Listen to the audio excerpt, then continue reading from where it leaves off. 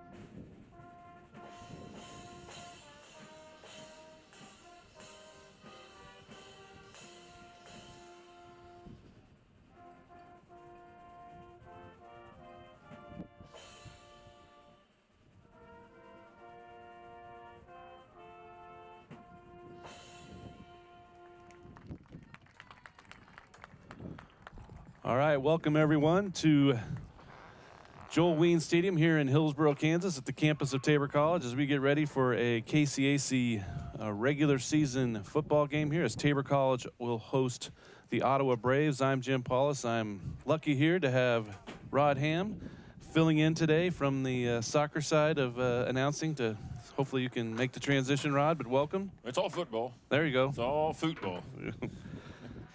But we're here. It's a beautiful day in Hillsboro. A little breezy, but we're right at 70 degrees. Fall has seemed to have finally showed up here in the central Kansas area, and we're excited for this game. Although, Rod, in previous years, this has always been a game that's maybe crucial for the conference, where Ottawa and Tabor were generally at the top of the conference the last, 5-7 years, and it's odd to have two teams here that are kind of mid to bottom part of the conference. Both struggled out of the gate here, and it's a kind of a different feel for this Blue Jay Ottawa Braves football game.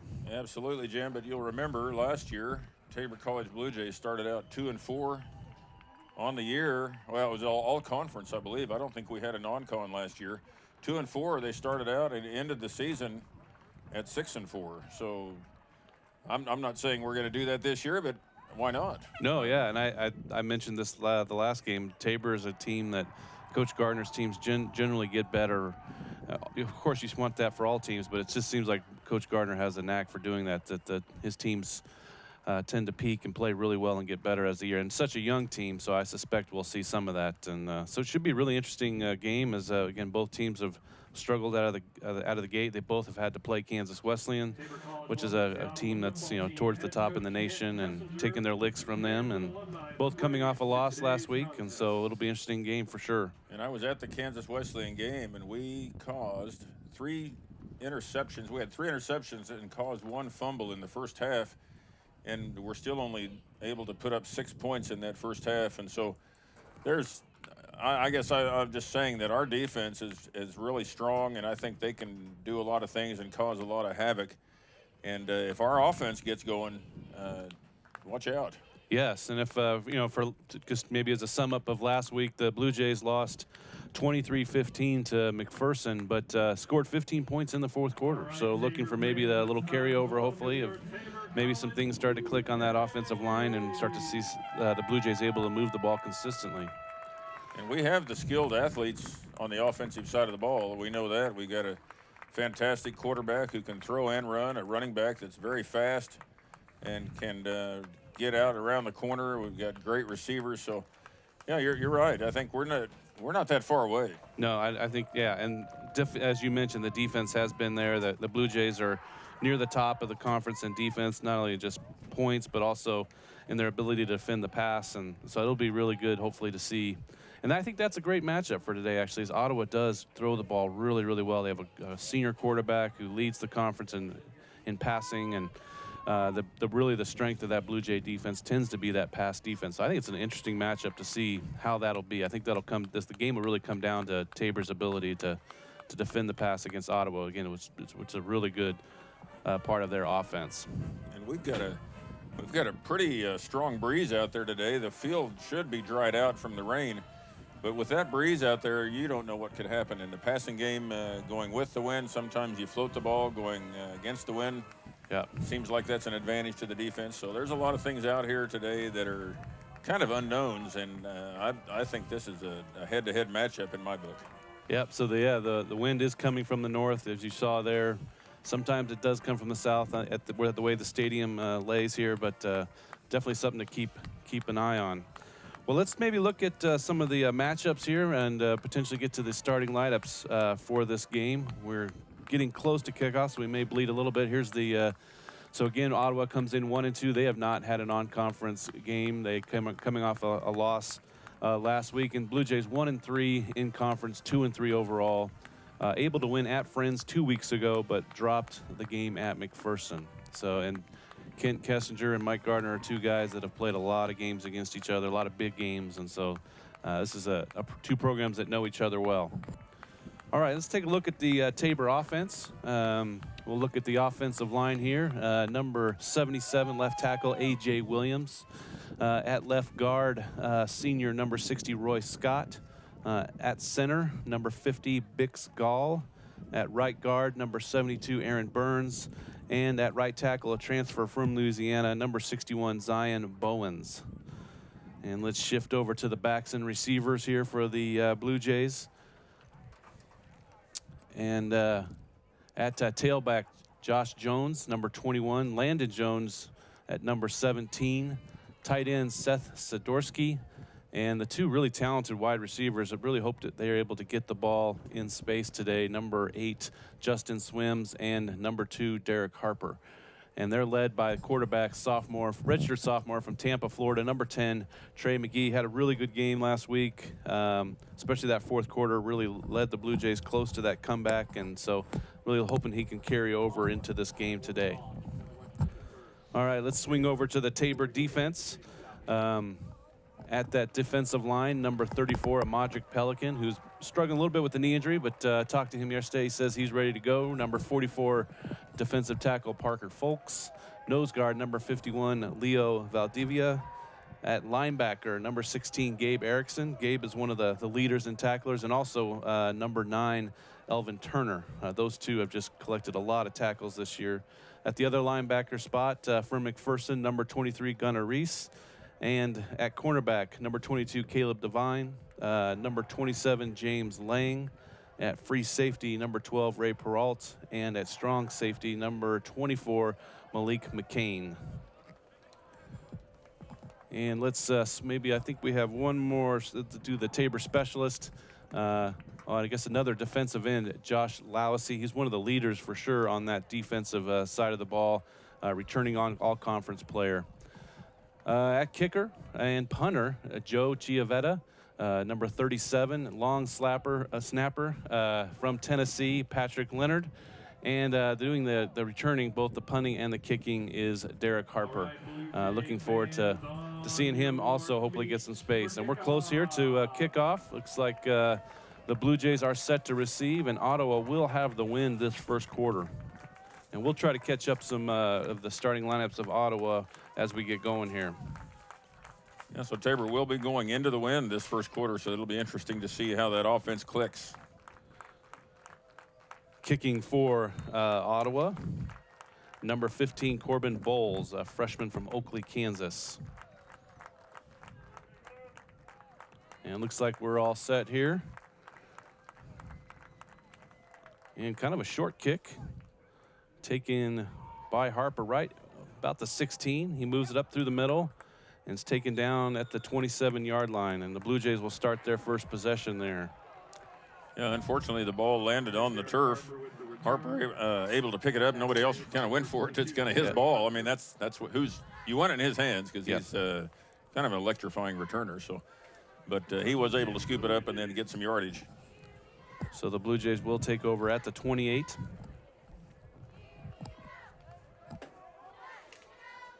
Again, Josh Johnson is the starting tailback, number 21. And he joins McKee in the backfield. Trips to the left, motioning to the right now.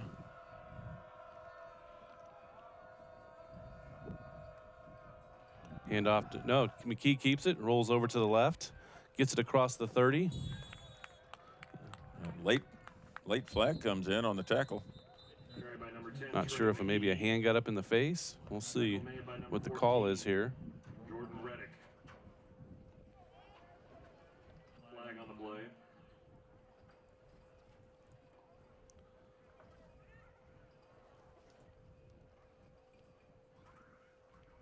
And let's see what the call is. A little more conversation. Oh, wow. So an illegal block there, personal foul.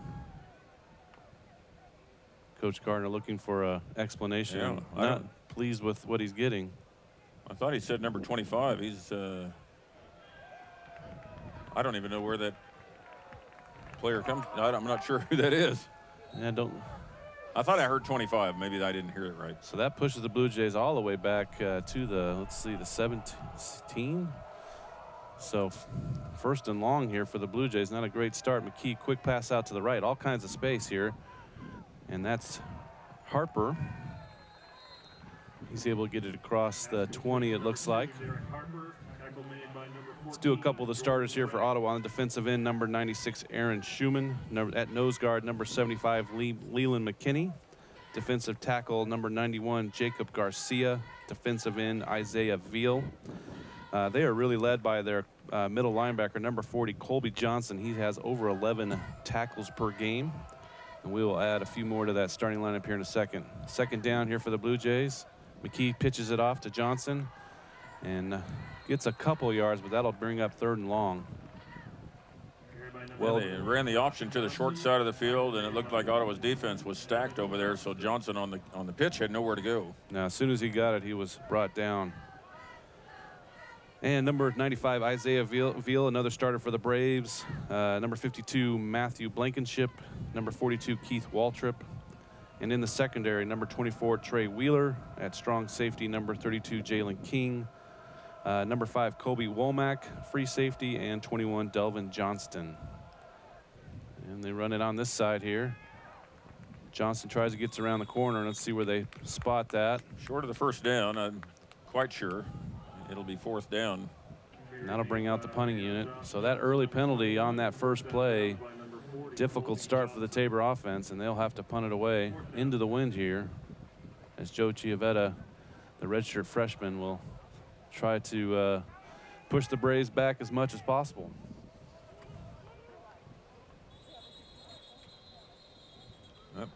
Flag stopped that when the ball kind of got up in the air and floated, so maybe it's a good thing.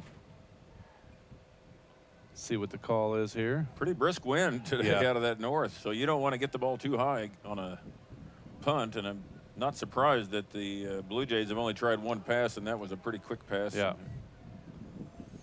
You don't really notice it in town. When you come out to this field, the wind's usually a lot stronger. Yeah, in a few more years, when we get this stadium all bowled in, it probably won't be such a factor. Will we be here for that? Nice low kick here. There we go.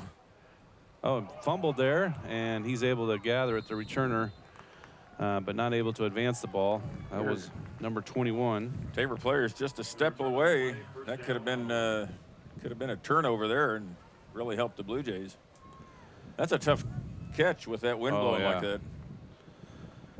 Now, as we mentioned in the pregame here, Ottawa really led by their passing attack, and they're led by their senior cornerback Connor Cagey. Senior from Ashland, Oregon, averages over 300 yards per game, but also 9 touchdowns with only 1 interception. So just a strong senior that I'm really looking forward to. Oh, fumble here. Another fumble. This time Ottawa gets it back again. So there's been 2 fumbles by Ottawa so far in the early going, and they've fallen on both of them, unfortunately. So Dylan Foose with the reception. He also leads them in receiving. We'll get to the rest of the offensive starters here as we get going. Ottawa's offense is back at the line already, 2nd and 5. Quick pass out to the left. And Foose again, he'll be just shy, I think, of the first down. It'll be 3rd and short. At wide receiver, number 89, Michael Amaya, number 16, Dylan Foose, and number 4, Kareem Powell. At tight end, number 81, Jordan Hobson. and we will try to announce the offensive line here in a minute. 3rd and 1 here. Big play for the Blue Jay defense trying to stop this drive. Run right up the middle, and that's going to be a first down. Run by number 24, Santino Gee, a sophomore from Lawrence, Kansas, able to move the chains for the Braves. Braves are running a hurry-up offense, and Tabor's defense has to get set quickly. So the Braves near midfield here as they get a fresh set of downs. KG's got some time, steps back, rolls to the left, and he's going to keep it. And nice run all the way up. I think he's able to see what they marked this, probably for a first down. Looks like it is. Nice play by the senior. Got just past the 40-yard line, past the chains, and then stepped out of bounds quickly. Along with those 900 yards passing, he does have also over 100 yards rushing coming into today's game. 1st and 10 Braves. They're at the Blue Jay 40. Quick pass out to the right. Looking for some blockers and gets upfield across the 30. Another first down for the Braves. Dylan Foose again, the junior from Dighton, Kansas. So it's pretty obvious what Ottawa's doing, and they're lining up to getting on the line quick, and they're throwing little out passes and just working their way down the field with little short passes.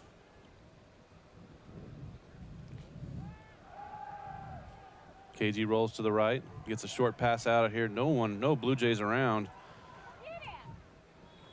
And Gee able to get into the inside the 10-yard line. The Braves just marching down the field here on their first possession. It'll be 1st and goal from the 6-7 line.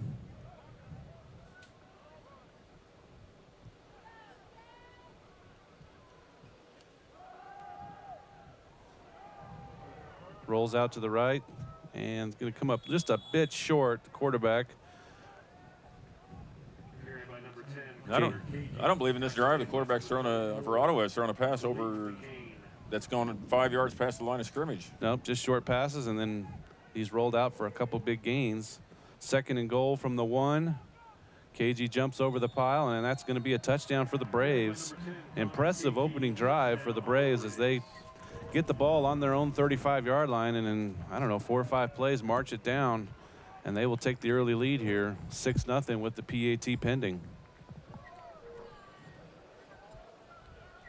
Well, time for some adjustments on the defensive side, huh? Well, those little passes, you know, you never want to get beat long, and team has the wind at their back. You think they're going to let one loose any time, but that did not happen. And so Ottawa's offense taking, I assume, what the defense is giving them and marching down the field. Instead of marching down by way of their feet, they rushed by the way of Kagi's arm. So Corbin Bowles with the extra point, and that'll be 7-0. We're going to take a short break here. We're in the just started this first quarter, 7-0 Braves.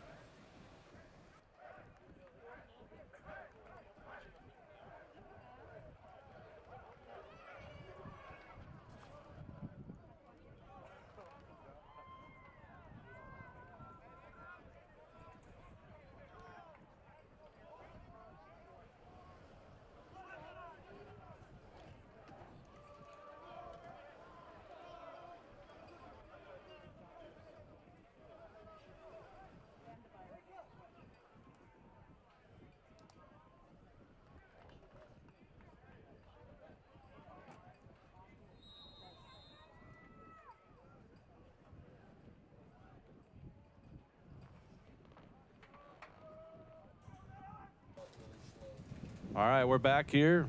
The Braves will kick it off to the Blue Jays after they were able to score on their opening drive. That goes through the end zone. Blue Jays will take it up here, and we'll see if the Blue Jays can get a better start to this offensive possession. If you remember that first possession, a personal foul pushed them back 1st and 25, and the Blue Jays were unable to recover. Penalties will be killers. Yes. I was watching a game on TV before I got out here, and an unnamed team had the ball at 1st and goal inside the 5-yard line, and before the series was over, they were punting 4th and goal and they were punting. I don't think I've ever seen that before.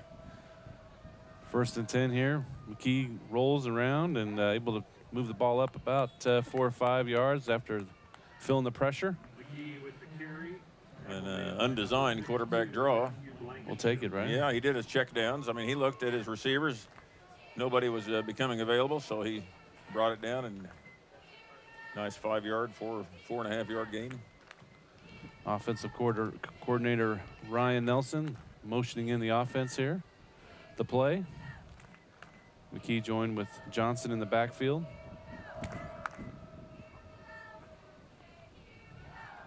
Nice pass to Justin Swims as he cuts across the middle after the fake handoff and across the 50-yard line. Nice play by the Blue Jay offense. Almost broke it, drugged down by the back of his jersey. If they had those tearaway jerseys from the 70s, he'd have been gone. Tuck that baby in. Yeah. Touchdown. So the Blue Jays into Brave territory, 1st and 10 on the 47-yard line.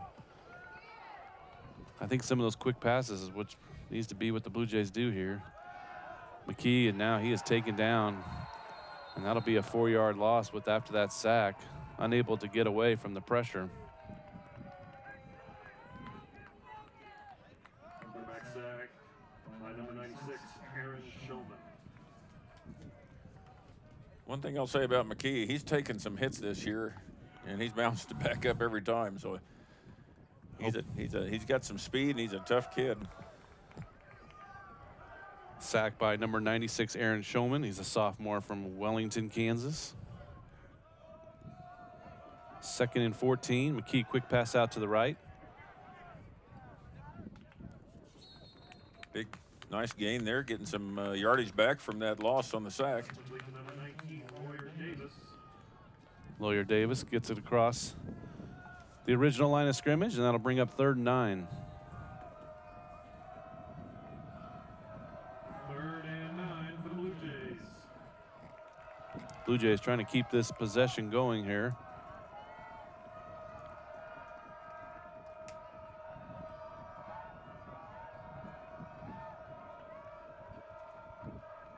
Key drops back, looks, thrown across the middle and unable to hit his receiver there, number 4, Blake Burnett, as he came across the middle. Looked like McKee double clutched a little bit there. He looked like he wanted to throw it, and then when he double clutched, he kind of short armed it a little bit. And that'll bring up the punting unit. So Blue Jays able to move it with the big 1st down to Justin Swims, but the drive stalls right around the 50, and the Blue Jays will now punt back to the Braves. 8:40 left in this 1st quarter. Oh, that ball got up in the air, and let's see where they mark that. Well, they're going to be that's going to be a net punt of about 10 yards maybe. The referee's still coming up the line. Yeah, maybe 20. Yeah, 15 yards maybe. That's that just tells you how windy it is outside. And as you mentioned, once that ball gets higher, it's harder for that to make some headway. Let's see if any, I saw during this last possession, the defense was getting plenty of instructions here on the sideline. Let's see what kind of adjustments they make here as the Braves will start their 2nd drive up 7-0. KG hands it off. Johnson gets it up, nice big gain there, 5-6 yards.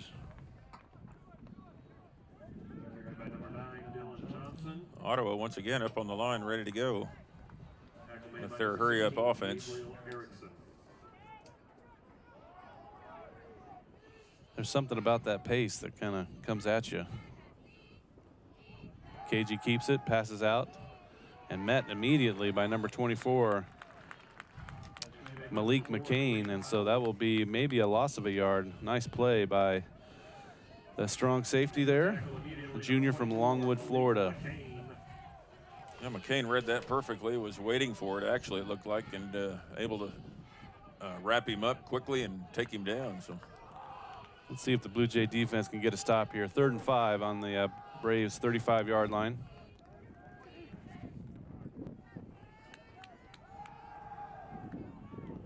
Too much time for the quarterback. Oh, you're coming from behind. Nice. Good job by. Nice sack. That's a little bit of a. Who got that? Delivering the hit is number 13, Wyatt Wyatt Lepke with the. There you go, Wyatt. He's pumped, isn't He is. He kind of got behind the play there. Let's watch the replay here.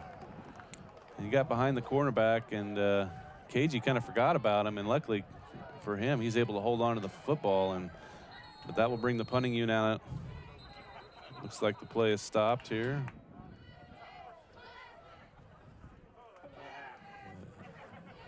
Looks like we have a timeout for Ottawa.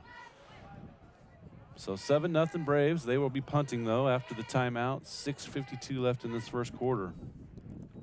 So a little better defensive series there for the Blue Jay defense. Yeah, number 13, Wyatt Lepke. I don't know if you know this. Parents went to Tabor College 25 years ago.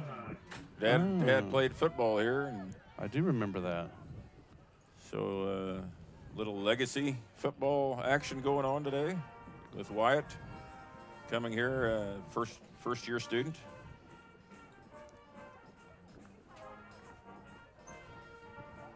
Mom Nancy played soccer for a year.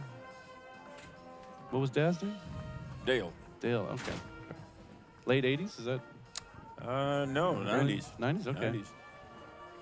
Late 90s. All right, punting unit back out for the Braves.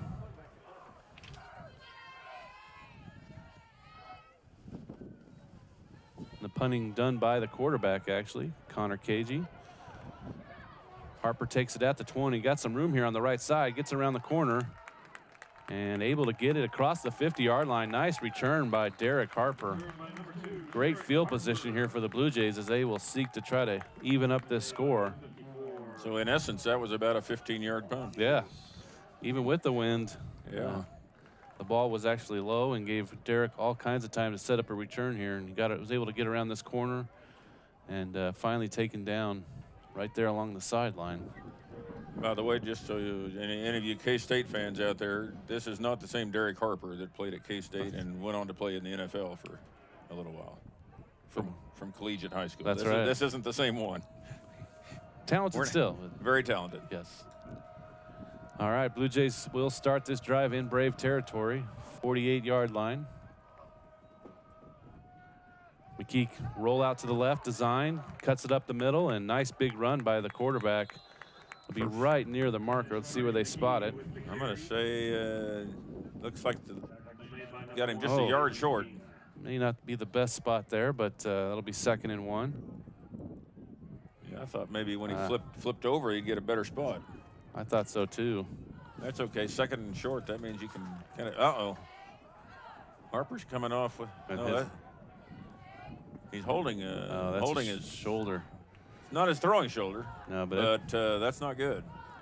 So that'll bring in Rodney Axon, the backup redshirt freshman from Cleveland, Ohio. And he'll keep it. Tries to make the first man miss, but he will be taken down for a loss, and that'll be 3rd and 3. I think he might have got away from the first guy, but when there was 2 of them there, it slowed him down a little bit too much. Well, that's a little deflating there. After that flip by the quarterback, he is out. Let's see what they're tending to him on the sideline. Could just be a stinger. I hope so. Here's the replay of that. Oh, yeah. Rolled over on that left shoulder. So 3rd and 4 here. Axon will try to get the Blue Jays across the first down marker here. He hands it off to Johnson. Johnson does have some space here, and he's able to get across for the first down. Nice play by the senior tailback from Fontana, California. I haven't seen Axon play much, but I believe he's left-handed, but I'm not 100% sure on that. He is left-handed. So Josh Johnson, again, the senior returning quarterback, got some helped us out a ton last year down the stretch. With a nice run there to give Blue Jays a fresh set of downs as they're able to get to the 38-yard line of the Braves.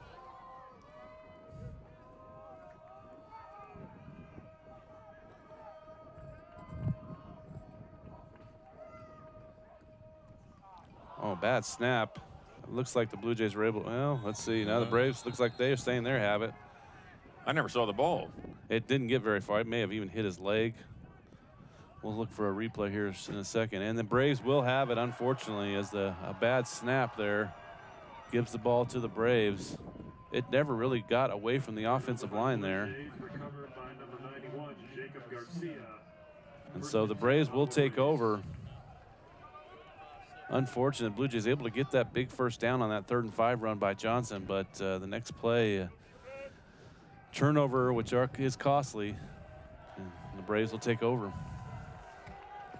Braves again on top, 7-0. Defense held last time. Let's see if they can do it again. Some adjustments we believe were made after that first drive, so let's see what happens here. KG by himself in the backfield, 3 to the left, 2 to the right. Quick pass out, and big bruising run there by number 84, Greg McCannon, junior from Oakland, California. Pretty good-sized tight end. From Modesto Community College, he picks up 5 yards.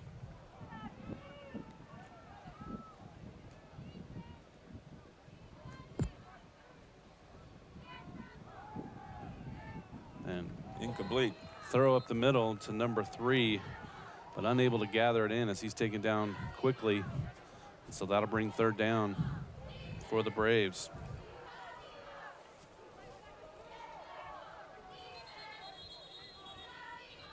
Attendant receiver number 3, Colton Davis, who's actually also the backup quarterback. He's from Newton, Kansas. How about that? Yeah, when I was looking at the stats, it was a little confusing seeing that he had so many receptions. And pass goes through number 84's hands, and that'll bring up 4th down. Kind of the same play in that first down play. Yeah, they're Ottawa's lining up like they're going to go for it. It could be one of those deals where they're just going to try to draw Tabor off sides since it's 4th and under 5. And no, they quick kick. And that's going to be very well done, and into the end zone. So the Blue Jays, that could have been a different result. With this wind, I think I could kick it into the end zone from the 40. And at halftime, we're going to just try this out and see if Rod can actually do this. I think I could. So Rod, a couple weeks we got some big event here, I hear, on campus. Absolutely, homecoming's coming up, so I hope we have a day like today, except without the wind. Well, I think that'd be wonderful. It's always never really know, do you? No, you don't know. This time of year, trying to plan those events. And no, but I'll tell you what, when the weather's nice, it makes homecoming that much better. But a lot of events planned. Looking forward to having a lot of people come back and visit, and current families that have students, but also, of course, all their alumni and friends. All right, McKee back in. Pass out. Oh, nice play. Nice pass. He's gone, folks. You're not catching him. Justin Swims. Reception on the right side. What is that, 75 yards or? No, 80-yard pass. Touchdown, Tabor College. So I guess Trey McKee's feeling okay after the. I said it was his non-throwing shoulder that was hurt. So, yeah, I think he's feeling good. He hit him in stride. I mean, that couldn't have been placed out there any better. And the receiver again, number 8, Justin Swims, a senior from Flint, Michigan. So Joe Chiavetta will come up here to try to tie the game. Kick is up, and it is no good. Went off to the right. So the score will remain 7-6.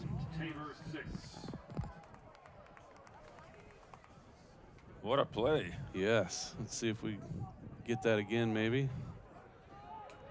4:03 left.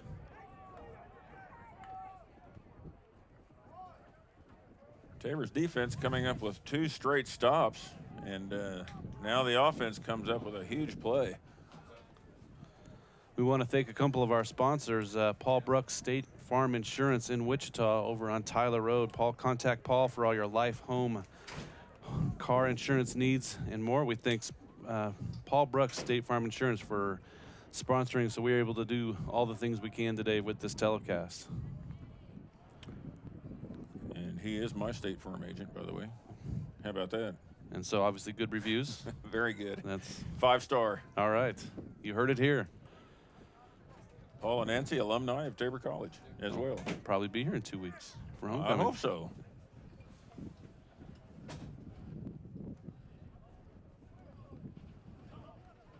Today's game is also sponsored by Fleming's Mini Store All here in Hillsboro. Find solutions to all your storage needs with proper security measures at Fleming's Mini Store All. And I think we saw their cards. Saw their card brought in the Blue Jay today. That's right. That's a giving to this game in a lot of ways today. So you're going to bring in the Blue Jay next time? Is that on the back of my motorcycle? Yeah, Why not? I would pay. I'd pay to see that? Pay admission to see that, along with your quick kick. Yeah, that's right. We're going to have to hold the ball on the tee, it looks like. My phone says 10 miles an hour, but I don't think that's correct. Chiavetta with a ball that hangs up, gathered around the 23-yard line. Kareem Powell takes it up across the 30, and that's where the Braves will begin their next possession. Braves have that small lead, 7-6. Extra point is what separates these two teams. Return by number 4, Kareem Powell. Chiavetta doing the punting and kicking duties. I've been impressed with him. I mean, we maybe started out a little rocky on the kicking game, first game of the year, but since then it's been very solid. Yeah. When do you think college will move their extra point back like the pros? Think that's coming?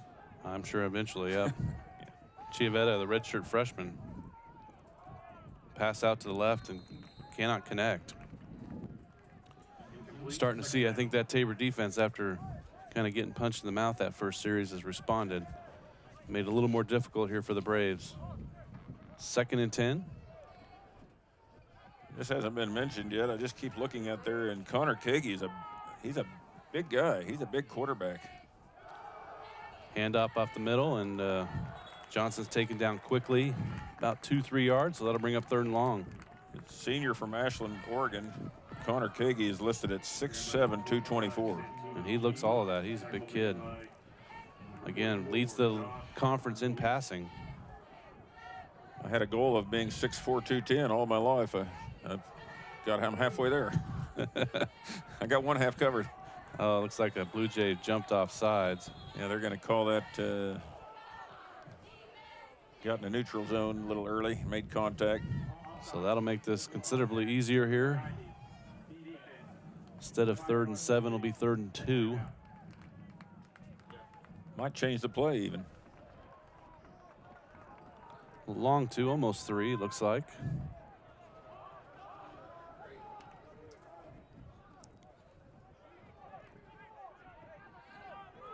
Twins to the right, trips to the left. Empty backfield, so we know it's a pass. Unless it's a design rollout, let's see, or a draw. Quick pass out. There you go, good defense. Oh. Could have been a flag there, maybe. I've seen worse. Yep. I thought that was good defense, actually. You have to allow some contact, or the receiver runs into the defensive player just as much as the other way around. So that's true. I thought it was good. The officials did a good job of keeping the flag in their billfold. A couple other scores around conference. Avila on top of Bethany 15-14, and Bethel newly into the top 25, up 17-0 over Southwestern. And not much of a pooch kick there. That came all the way back with the wind. That's not as good of a kick, so the Blue Jays will take it in good field position.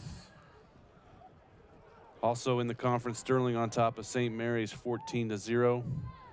And we still don't have a score yet on Friends McPherson, but most of the conference here in afternoon games today, as we're into October, which that tends to be the time when the start times shift over to the early starts. All right, Blue Jays back. Last possession, one play, 80 yards. Let's see what McKee can draw up here. McKee out a few plays earlier after taking down hard. Is back in the action. Nice cutback by Johnson. Nice. That was all Johnson right there. There was nothing in the hole he was supposed to be going to, and he just stopped, put the brakes on, and cut back to the left and made something out of nothing. and able to pick up, looks like 6-7 yards. So nice first down play by the Blue Jays. Now with Swims set up on this side here and with those gold shoes on, now I know why he's so fast. That's always the shoes. Those Michael Johnson gold shoes on. He does have single coverage out there again. McKee keeps it, rolls, cuts across, and near the first down marker. And that'll be a first down Blue Jays as they approach midfield. They're spotting that as a first down. Guess that shoulder feels okay as he just took a shot right where he was before. I'm telling you, I have seen him take some pretty good shots, and do you see how fast he bounced up there? Yeah. He is. He's not that big a kid either, but as they say, I'm not that big, but I'm wiry.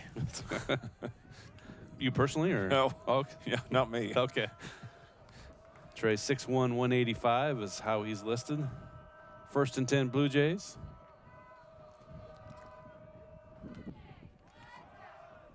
Again, Johnson runs into trouble right away and gets out of it.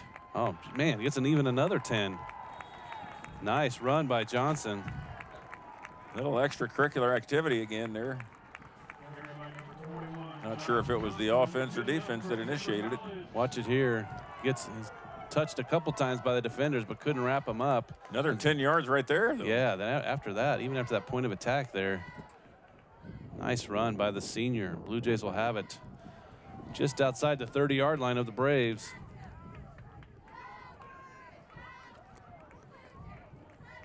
Under 2 minutes here in this first quarter. Blue Jays looking to take their first lead of the afternoon.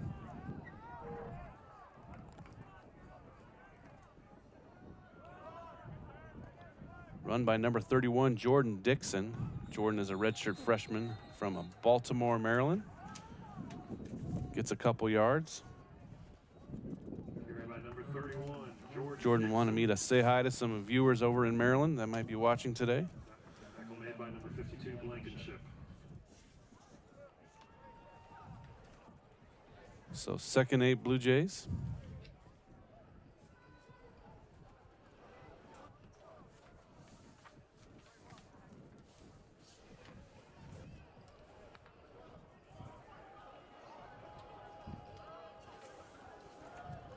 Game clock under a minute here in this first quarter. McKee fake handoff, all kinds of room on the right side here. Goes around the block by Swims, and that'll be a first down right around the 20. Nice play by the quarterback. Really impressive first quarter by the sophomore signal caller of the Blue Jays. I'm impressed with Tabor's offense, and I think it goes to what we were talking about before the game is it just takes a while with so many new players. It just takes that long to kind of get things to gel. I mean, that's just reality.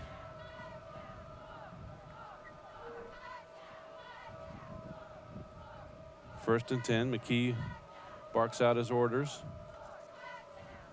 Quick pass out to the right to Harper, and he's taken down pretty quickly. I was going to say Ottawa probably has seen, their defense has seen a lot of that probably in practice. Yeah, those quick passes out. Yeah. They know how to defend that. That's the end of the first quarter, I believe. It's winding down anyway. And Trey McKee is 4 for 5 with 116 yards through the air, but also has 20 yards on the ground. And so we'll see if the Blue Jays can continue and cross over into the end zone and take this lead. And we're going to take a quick break. Braves on top, 7-6 after 1.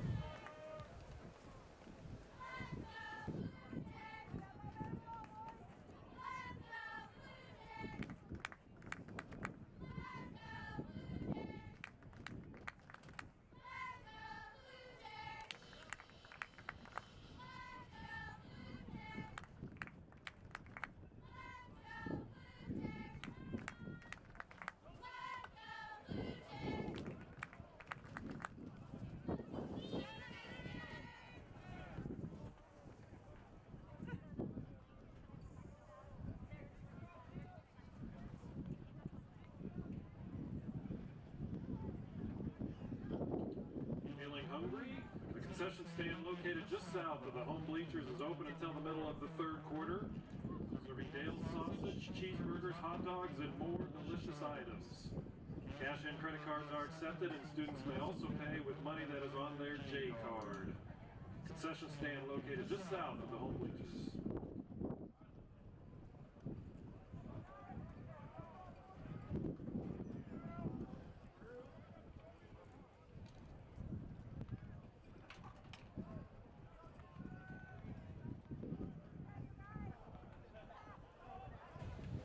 All right, welcome back here, second quarter.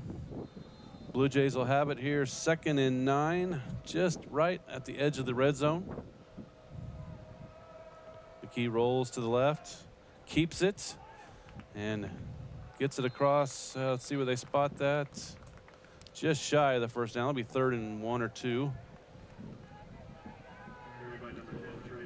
Here's the run here.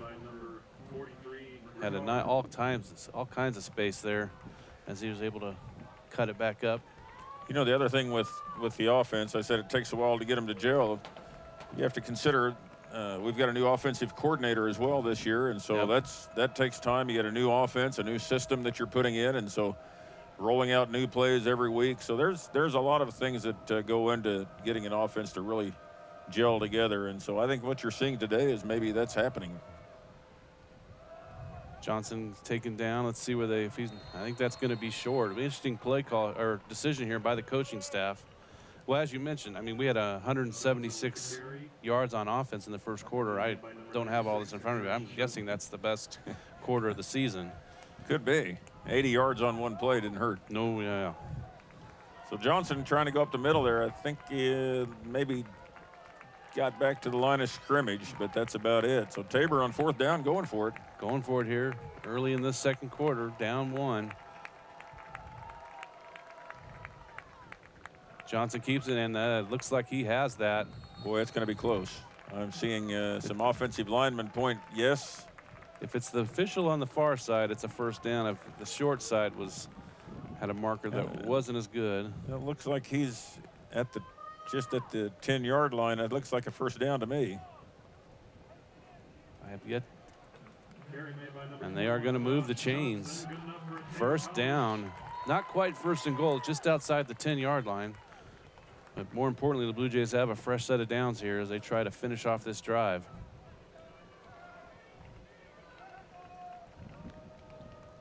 Trips out to the right, 1 in motion, Harper. He goes back out. McKee rolls around, looking for someone, and he's going to keep it. He gets in. I believe. Yeah, late call, but that is a touchdown. What are you waiting for? I don't know. It looked like a touchdown to me, but we need some kind of a call like Kevin Harlan used to have. You know, a touchdown Kansas City, and then he went price chopper. We need to do touchdown Tabor College. Brooks Insurance. Yeah, or something. Just gotta roll off the tongue here. Well, that's your new job. Okay, I'll think of something. So Blue Jays take the lead 12-7, and they are going to go for 2, it looks like. Let's see if they can make this a 1-score lead.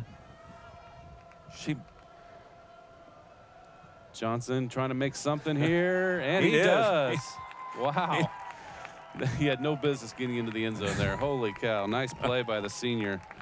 I think he's channeling his inner Dravion Cooper, making nothing or making something out of nothing, because that seemed to be what Dravion had a knack for, and so now Johnson's kind of here's the play from the end zone here. Yeah, didn't look like he had anything, and all of a sudden he squirts through and gets in the end zone. But did you see on the touchdown run how McKee turned on the Jets there at the end? Yeah. He really great athlete. Yeah.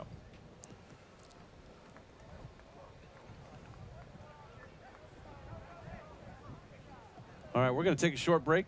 13-11 left in this second quarter. Blue Jays with the lead now, 14-7.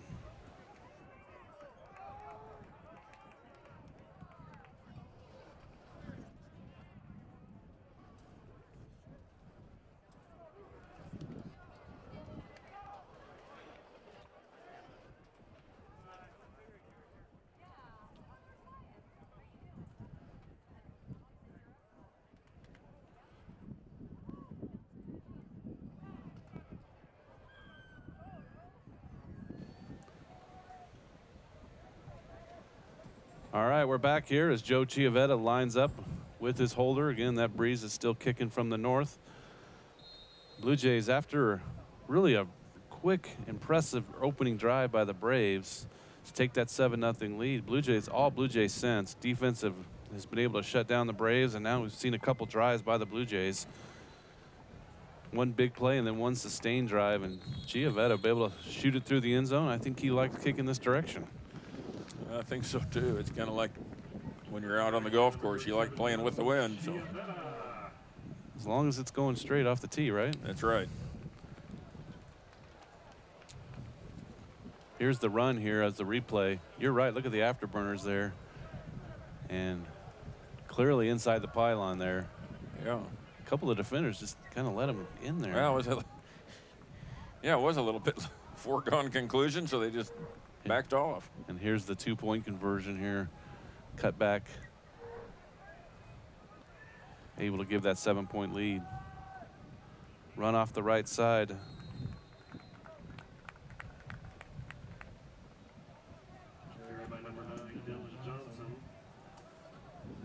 Johnson, the sophomore from Mays, Kansas, with the run on the right side for 3 yards. Ottawa continuing with their hurry-up offense. Hands off again. This looks like the same play on that right side. That'll bring up 3rd and short. Braves trying to get some momentum here on the offensive side. I think maybe one first down since that opening drive for them. 3rd and 2. KG again hands it off. I don't think he got it. That's going to be short. And let's see here. Decision here for coaching staff of Ottawa. 4th and 1. Pretty risky. That would be.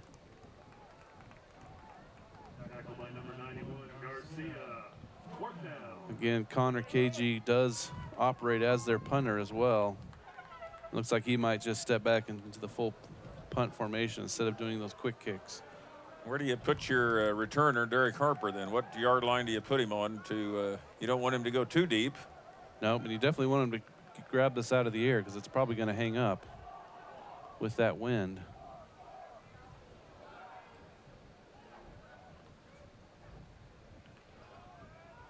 And it does hold up, but Harper not able to get it. No, he still couldn't get there. And he was only about 5 yards away, but he still couldn't get there with, he had a lot of Ottawa players in front of him too. So the Blue Jays will have good field position here at the 38-yard line. I almost wonder if it's detrimental to even put anybody back. Yeah, just don't even. Well, then you take away the risk of hitting a player in the back. Well, don't just don't do anything. Yeah, just let it just let him punt and let the ball land where it is. And great field position for the Blue Jays, starting out another drive here against the wind. Seen some good plays here by tailback Johnston, quarterback McKee, and also Justin Swims with the 80-yard reception. Playmakers have been able to get into space and make some things happen this afternoon. Pitch out to Johnson. Oh, no, that's 31 Dixon, I believe.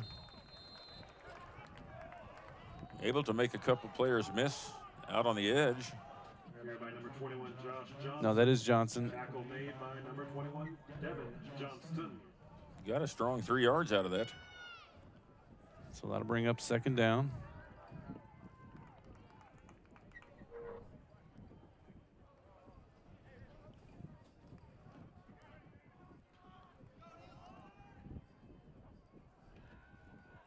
Key quick pass up the middle, gets Derek Harper, and that'll be across the 50-yard line for a 1st down.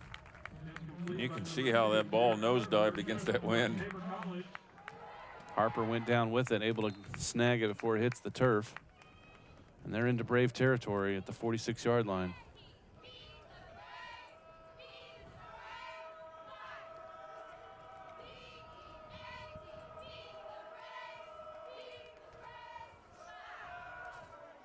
McKee gets away from pressure. And we'll see what the call is there. That may have been holding. It's in the holding area.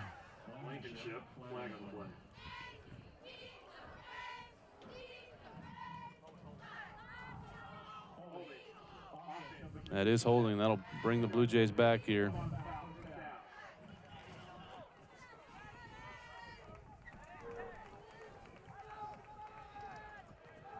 That'll push the ball back into Blue Jay territory.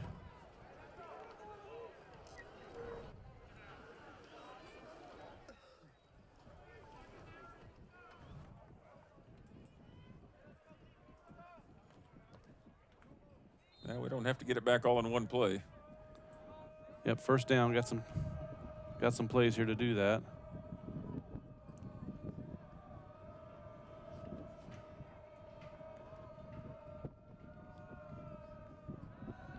A lot of pressure on McKee, and he's hit just as he throws it.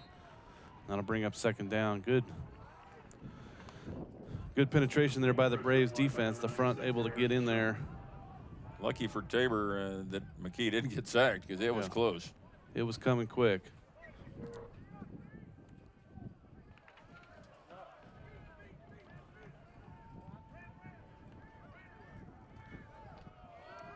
Second and 20.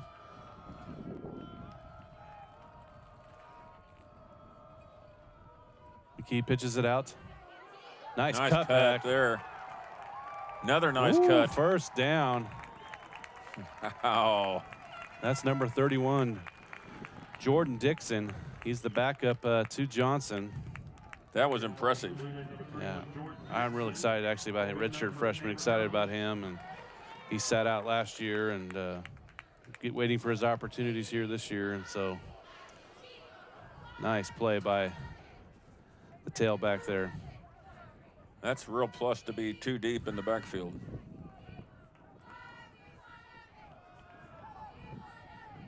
Another run up the right side, and that'll get another 2 or 3 yards for this offense.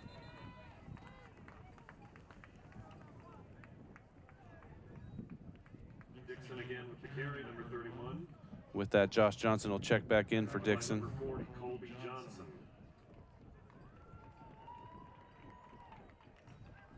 Jordan Dixon's also a psychology major, just so you know. Enjoy having him in the classroom. Awesome. Really nice young man. Second and 5.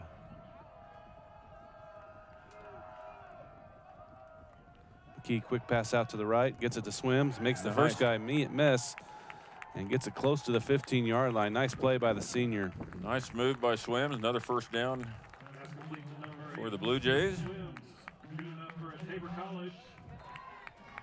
Well, I asked the question whether or not that fourth quarter from last week would carry over on the offensive side. We're seeing that for sure. Absolutely. It's fun to watch.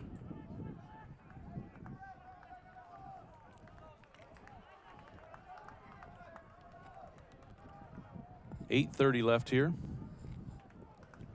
Blue Jays with the fresh set of downs, about the 16-yard line.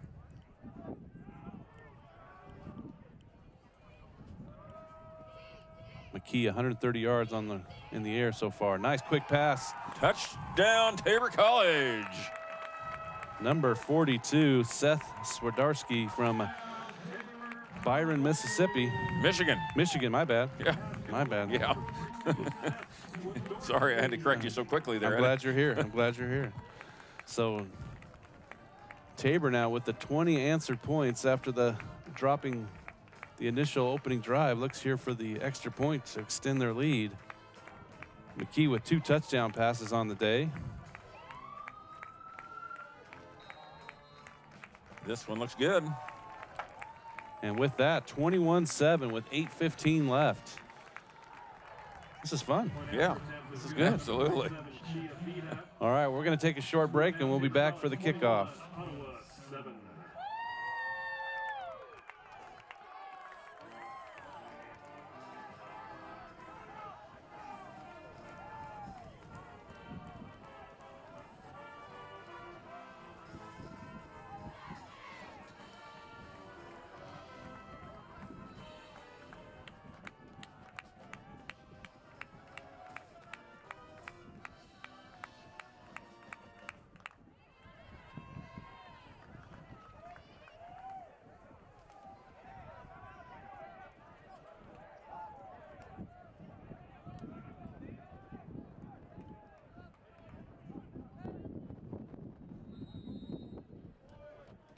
All right, here for the kickoff.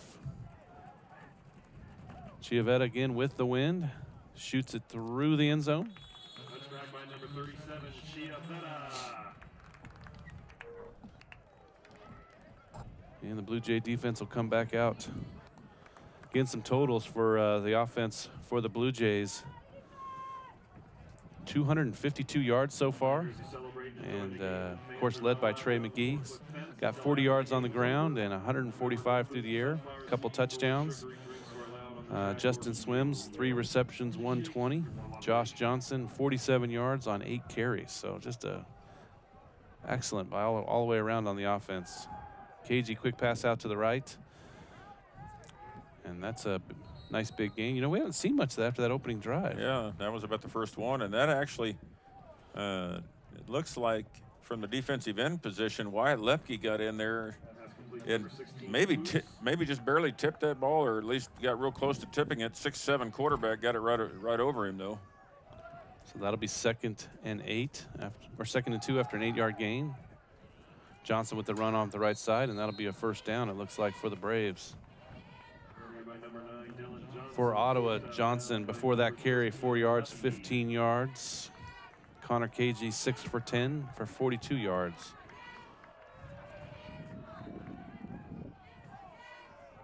Ottawa Braves have been held to 81 yards total offense. So after that opening drive, it's what, been 20? Yeah.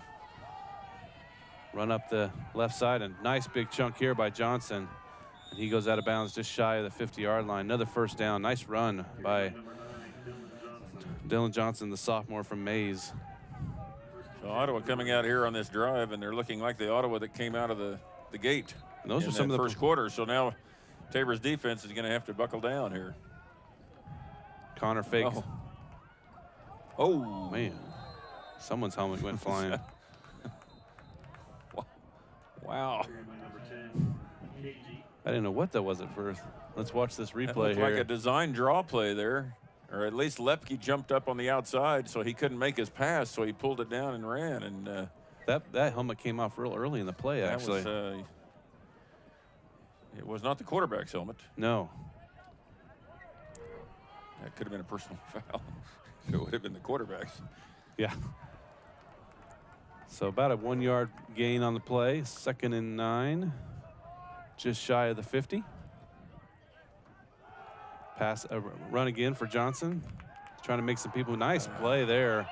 Unable to wrap him up. Another first down run. So that'll get the Braves into Blue Jay territory. Blue Jay defense had an opportunity there to bring him down right around the line of scrimmage, but unable to do it. And nice run by the sophomore running back. 1st and 10 Braves. That would have been a big play. It would have been a 3rd and long. KG, another quick pass out. Good play there by Tabor's defense.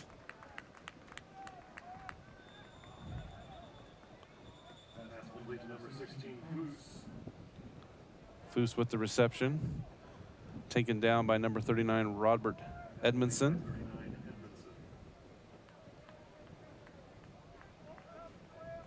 Looks like we maybe have a timeout, and so we'll take a timeout with them. 6:47 left in the second quarter here.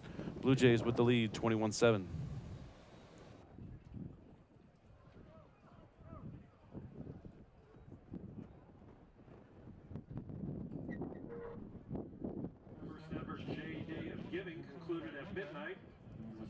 For the first year, and that Tabor was able to raise over $68,000 in a short 36-hour period.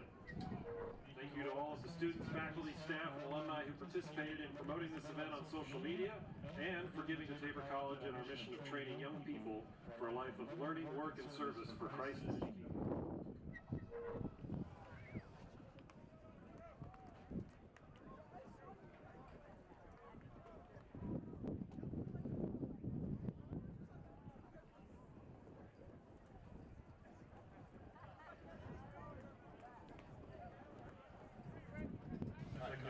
All right, we're back here after that timeout. 2nd and 8. Braves driving here. After a couple series where they struggled, they're back to moving the ball pretty effectively here, mainly by their running back Johnson. made some nice plays. KG keeps it, throws up the middle, and connects. And that's to number 4. Kareem Powell, a junior from Allenton, Pennsylvania. Nice play there by the quarterback, KG, finding his receiver as he crossed the middle there.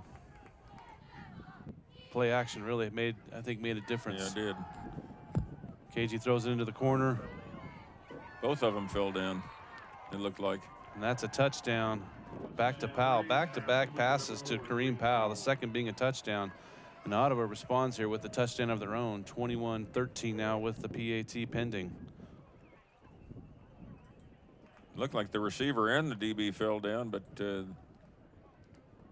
or the corner unable to get up as quick and get to the ball. I wondered if the field had a little slickness to it with all the rain we had. Oh, yeah. Rain that came down overnight this morning. Kick is up. And it's good. So we're back down to a 1-score lead for the Blue Jays, 21-14. 6 minutes left. Man, 35 points in this first half. Well, that makes it fun. Yes. Run through a couple scores here in the conference. Avila on top of Bethany. They're in the second half, 23-20. Bethel still with the commanding lead over Southwestern, 17-0. That is at Southwestern. And then Sterling is leading at St. Mary's, 28-7. And Friends is hosting McPherson. They're on top, 7-0. The Blue Jay soccer teams will be in action tonight at Friends. I think it's a 7 o'clock, 8:30 or something. No, maybe 6 and 8:30. 6 and 8:30. 6 and 8:30. Women at 6, men at 8:30. So if you're in the Wichita area tonight, you might want to grab a couple of those games. Big games for the in conference for the men's and women's soccer teams.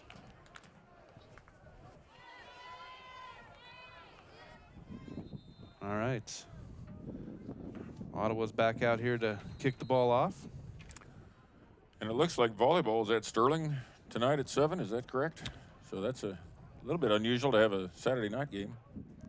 Seems like. I don't know. Yeah, it seems like the abnormal. volleyball schedule seems to be kind of all over the place, huh? Just the way they schedule all those conference games. And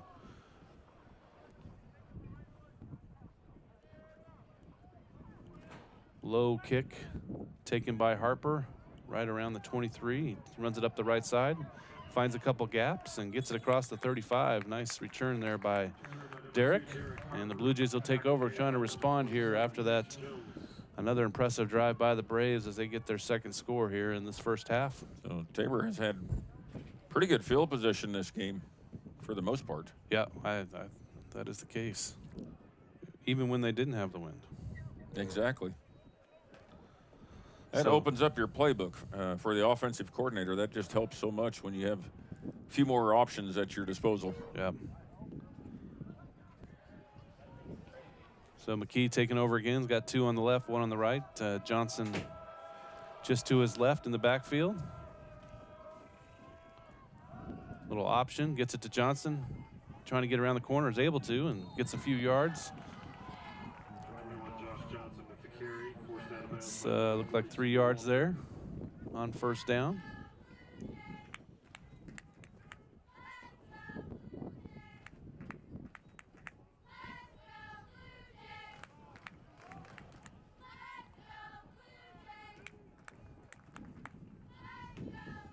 Getting the play in here. Been following baseball playoffs at all, Jim? Oh, yes. Okay. Yeah. Although, Cardinal fan, not super pleased about last night, but Yeah. I'll take the split in Atlanta. Yeah. Yeah, big 4 games yesterday. Pass up the middle, and there he has. Swiderski is gone. He's all loose. by himself. He scores a touchdown, Tabor College. Man, hit him in stride. Wow. Our speedster tied in right up the middle. Second touchdown of the day for Swiderski out of Michigan. 2-sport athlete, football, baseball. Oh, I didn't even know that. That's wow. So McKee with 2 touchdowns, or 3 touchdowns on the day. Big play, big game here by the sophomore quarterback and tight end as well. Was that a 50-yarder? 59-yarder. Wow. Kick is up and good. Just like that. That's a good response to that touchdown by the Braves. No kidding. Yeah, Wow. we'll take a look at it here. Well, no, I thought we were going to get a replay. We still have 6 minutes left. That's Here we go here. No one with him.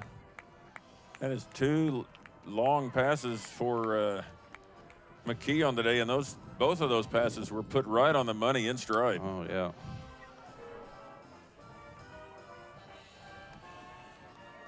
So McKee on the day, well over 200 yards, 3 touchdown passes, and also has run one in. So he's, at least in the first half, on his way to being a player of the week here. We'll give him player of the first half, for sure. Yeah, well, done. Is that our voting? We can do it. Yeah, we can do that, yeah. All right, so, and Giavetta's going to come back out and hopefully put one up in this jet stream here and shoot it through the end zone. Yeah, our punter kicker might have to have his leg on ice after today. And that does go into the end zone. Back by number 37, Giavetta. It's a great name for a kicker, isn't it? Yeah. Don't you think? Oh, I think so, yeah. Or a boxer. From Pennsylvania. Yeah. Right? Redshirted last year, was on campus here last year, and now he's plenty busy this fall as he's doing place kicking and punting. Mount Pocono, Pennsylvania. All right, Braves will take over. KG throws it off quickly, and that's incomplete pass. That'll be 2nd and 10. A little bit low, but still hit him in the hands. So Yeah, probably could have gathered that in. once again, that wind might have been a factor there on causing that ball to go just a little lower.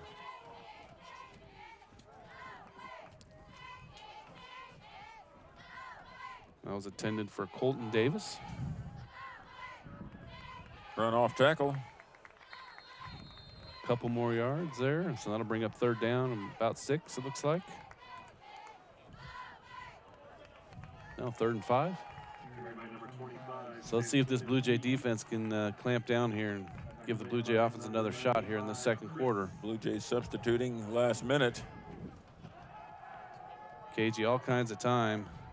Rolls around. Oh, And he was able to break through, and you can see that big frame making a difference there. Man. 2 guys had a shot at him. Neither one could get a good grip on him. So yeah, he was all kinds of time, able to step in the pocket, and then right here, unable to just, like you said, bring him down, and that gives the Braves a 1st down near the 40-yard line. Run off to the right side. All kinds of room there. Number 25 able to break through.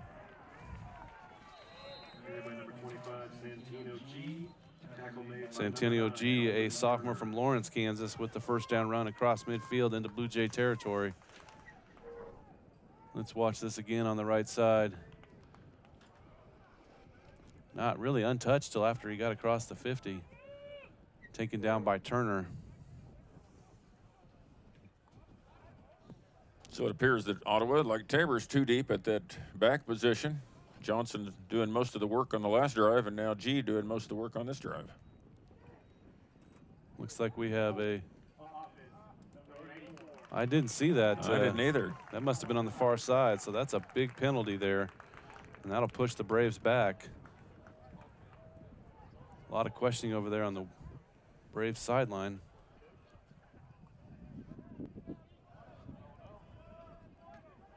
And that pushes the line of scrimmage back to the 39-yard line of the Braves. Big penalty there. So that'll be 1st down. Must have been a spot foul. I think so, because that's still 1st and 10. Yeah. I was kind of hoping it'd be 2nd and 20. Yeah, me too.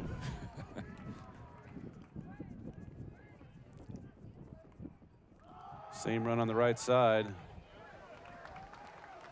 Different result there. This time they didn't hold, so they couldn't go anywhere. There you go. That's my theory. Seems logical. Yeah. Also want to thank another one of our sponsors, the Mennonite Brethren Foundation here in Hillsboro, giving meaning to money, planned giving services, fund management, and championship stewardship. Pass over here to the left, and that's incomplete, and that'll bring down 3rd and long. I think that was definitely another wind-aided incomplete pass. I believe so too. Just even the short passes are just different with when you're throwing them into the wind. Especially in those, you're kind of trying to arc that over to your receiver. So 3rd down here for the Blue Jay defense. Let's see if they can follow through. Unable to bring down KG last 3rd down. Empty backfield. Pretty sure it's a pass play coming. Free. Yep, free play here. Yeah, it didn't matter if he would have caught that or not. It would have been coming back. So that'll be 3rd and probably, 5 here after the penalty. Probably 3rd and 3. Unfortunate there. Yeah.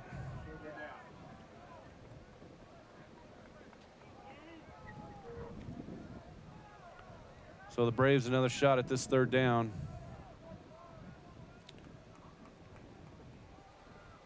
Looks like 3rd and 4 here. They're trying to get close to midfield for that 1st down. Clock at 4:23 in this 1st half. And we're going to have a timeout by the Braves, and we're going to join them with that timeout. 4:23 left. Blue Jays with the lead, 28-14. We'll be right back.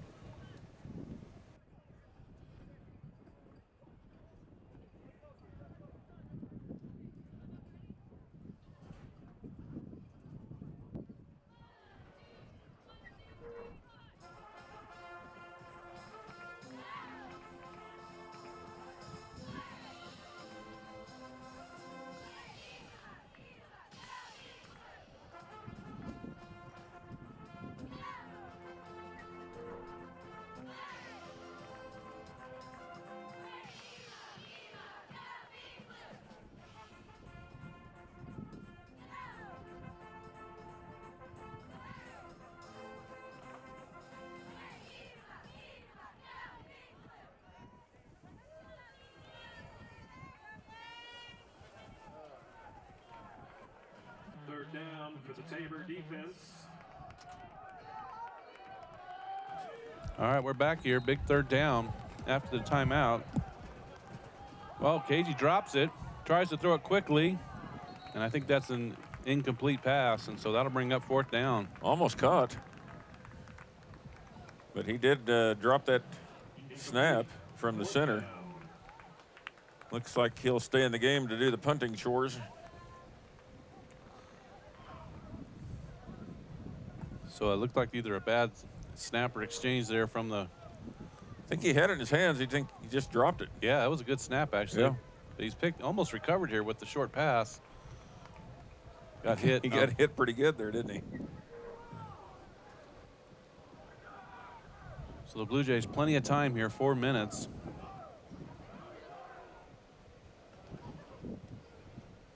Kick is up. That's a great kick. That is.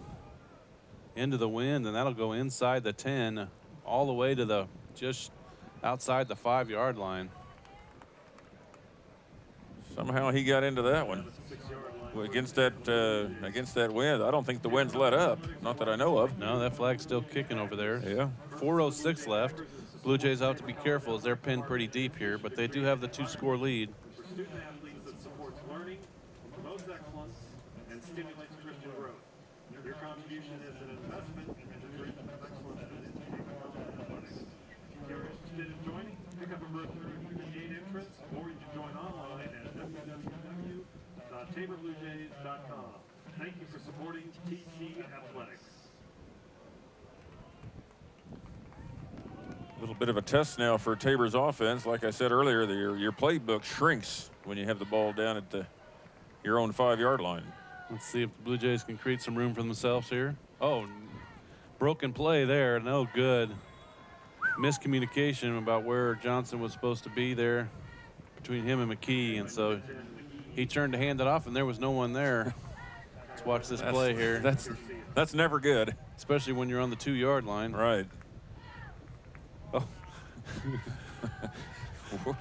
And whoops. That's when I would not want to be a quarterback. Clock still kicking here.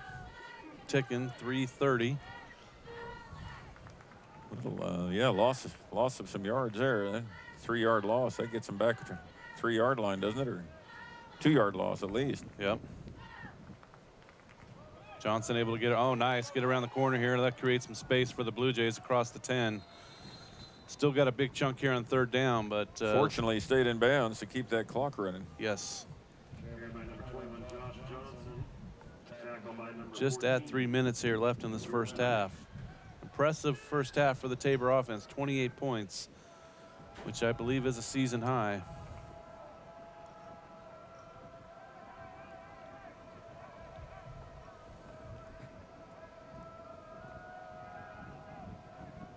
Play clock down to 10. 3rd and 5. Pretty big play right here for the Blue Jays. Give it to Johnson, and he's taken down pretty quickly, only after about a yard or two, so that will bring out the punting unit. Looked like there was a hole there, but it just shut down quickly for Johnson. Unable to get more than a couple yards on that.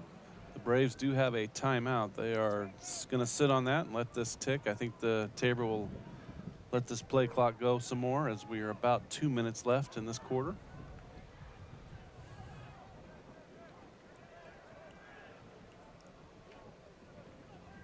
Ottawa players plenty deep with the wind at Chiavetta's back. See if he can get a good one off here. Hangs up there, collected around the 45. And taken down quickly, only about a 2 or 3 yard good coverage return. Yes, very well done. Yeah.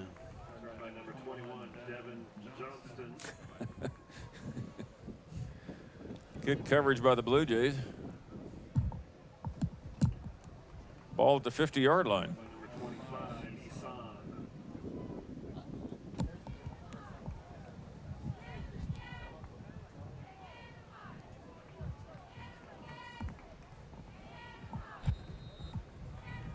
Empty backfield for the Braves. KG quick pass out to the right, taken down quickly, and also stays in bounds. And that clock will still should be ticking, and it is. 2nd and 4. Ottawa used to the hurry up. That's all they do, pretty much. KG drops back, rolls around, plenty of time, and throws it out of bounds. 3rd down coming up for the Braves. Looked like Tabor only rushing 3 that time. Maybe 4, but not enough pressure on the quarterback. He rolled out. Good coverage. Blue Jays make a quick substitution on that defensive line. See if they can hold the Braves here. 3rd and 3. Ottawa trying to put some more points on the board before the break. Be nice to pick one here. Quick pass out to the right. 1st down. Stayed in bounds. Thank goodness. That'll stop the clock just momentarily as they reset the chains. But like you said, they will start that sooner than the snap. Yeah, of course, Ottawa will get up there and they're ready to go. So the chains aren't even set yet. Minute 3. KG overthrows his receiver. Bring up 2nd down. They're at about the 36-yard line of the Blue Jays. We know they're not going to kick from that far away. Not against this breeze. No, yeah, they're going to. So probably 4 down territory, depending on the time. Tabor's putting 4 guys rushing 4. Another quick pass out to the right, and that's out of bounds quickly. This time Ottawa receiver gets out of bounds. Davis bring up 3rd and 5. Tabor's bringing in the smaller, quicker guys now on defense. Playing a Same play there for Ottawa. Back to Davis. I think that's a little short. Yeah, I think so too. He looked like he tried to reach the ball out to get that first down, but didn't do it. 51 seconds, 4th and 1. Ottawa still has that timeout in their pocket. Tabor has 5 guys across the middle of the field. Now they're bringing up everybody kind of up about 10 yards out. A lot of those short passes. Been able to make headway. Big play here for the Blue Jay defense. And that is incomplete, and that'll be turnover on downs. That was a big play there, that play before where Davis unable to secure that first down. I think he was just trying to get out of bounds. And well, he reached the ball out, but then he didn't get the spot he was hoping for, maybe. That's one of those things where maybe he was thinking more about the out of bounds than the first down. So the Blue Jays will take over. My guess is be pretty conservative here with the 2-score lead. 47 seconds left. I don't know. Again, as prone as we've been to the big play today. Yeah, you might try one of those passes up the middle. Again, Trey McKee, 9 for 11 in this first half, 3 touchdown passes, 220 yards. Wow. Trey's also has 36 yards rushing. Here's that play where a receiver didn't get the first down. Looked like he did step out back there, actually, right there. Stepped out of bounds. Before he extended that arm.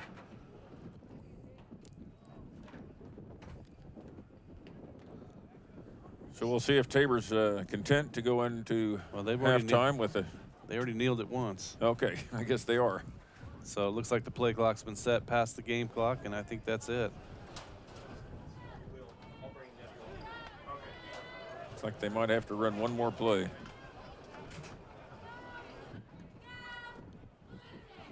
I don't think so. Play clock's at 16. They should go in. Well, I guess so.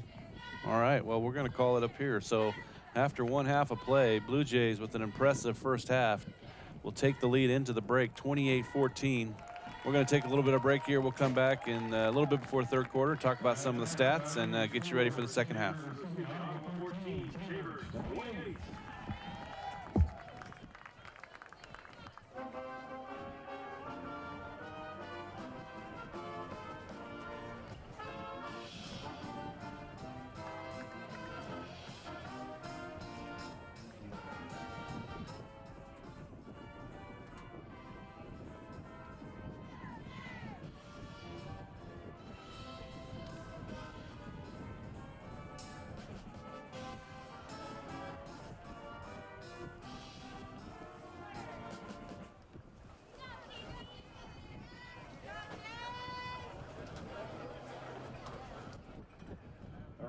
The concession stand is located just south of the home bleachers and is open until the middle of the third quarter. They're serving nail sausage, cheeseburgers, hot dogs, and more delicious items. Cash and credit cards are accepted, and students may also pay with money that is on their J card.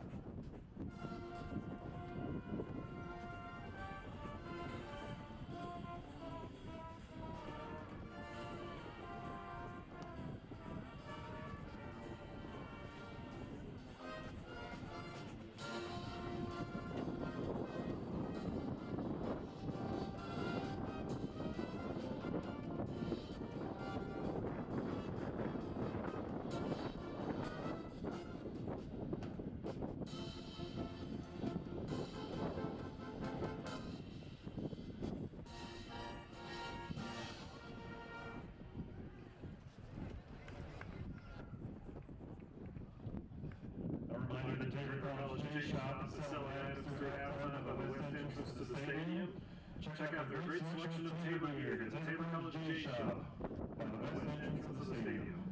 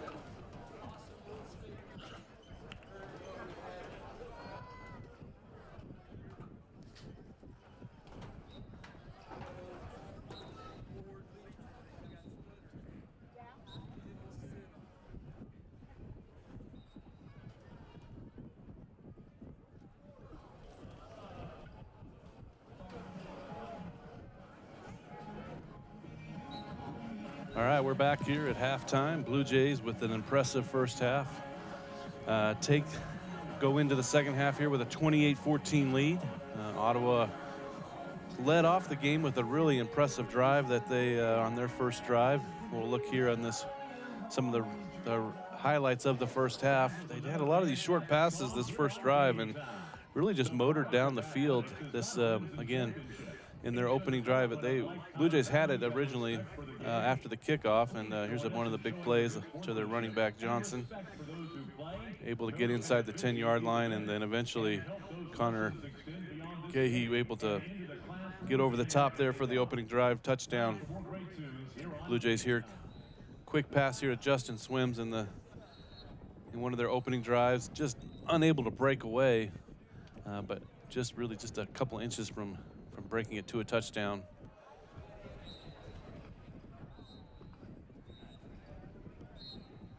Here's one of the, really after that first drive, big shift for the Blue Jay defense as they were able to kind of shut down this short passing game, able to rush Connor KG a little bit. Here's a big sack coming up from behind by Lepke.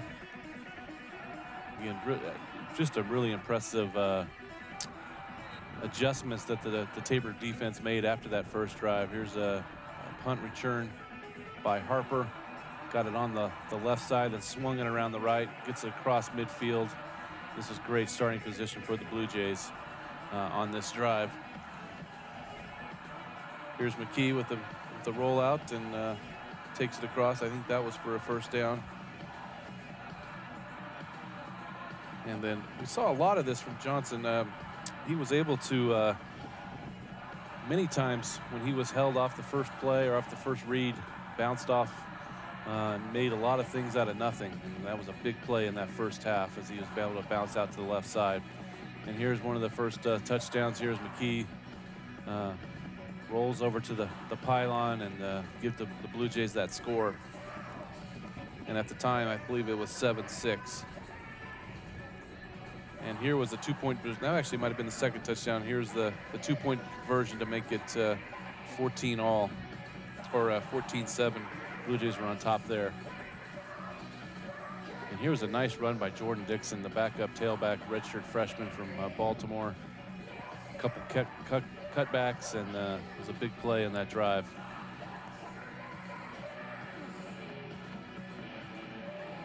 And a pass to Seth Swardowski. First of 2 for him as he was able to get that pass across the middle for the touchdown.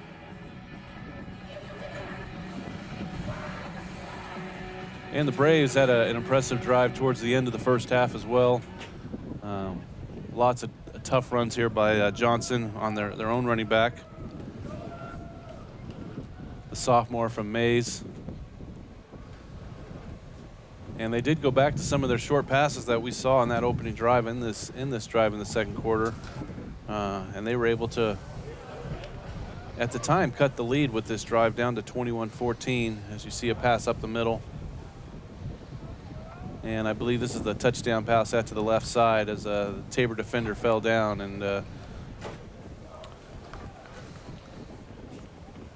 and Powell with the touchdown. And here was the kind of the answer. Throw up the middle, Sadowski, big play, end up being McKee's third touchdown pass of the first half, able to get to the 28 points that the Blue Jays are now set. So 28-14 as we go into the third quarter. A couple other highlights here. This was a third down play that KG was able to break away and get that first down and keep the drive going. And another run here by Johnson across the 50, although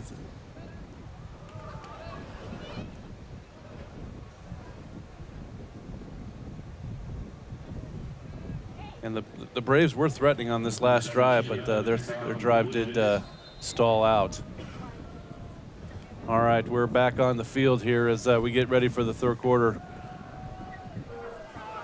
Short kick here by Chiavetta. Braves move it up across the 40, and they will have pretty good field position here to start this third quarter. Again, 28-14. Just to go over some of the stats for the Ottawa Braves. Dallin Johnson, 7 carries, 43 yards. Connor KG, 14 for 24 with that 1 touchdown, 113 yards. And let's see some of the other receiving. Dylan Foos was 4 catches. Colton Davis with 4 catches. Kareem Powell with 3 catches and that touchdown. All right, 1st and 10 here. KG has it. Hands off to Johnston. G.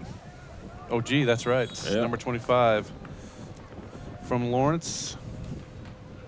G able to pick up 3 to 4 yards on that 1st down. Going with the wind and also going hurry up.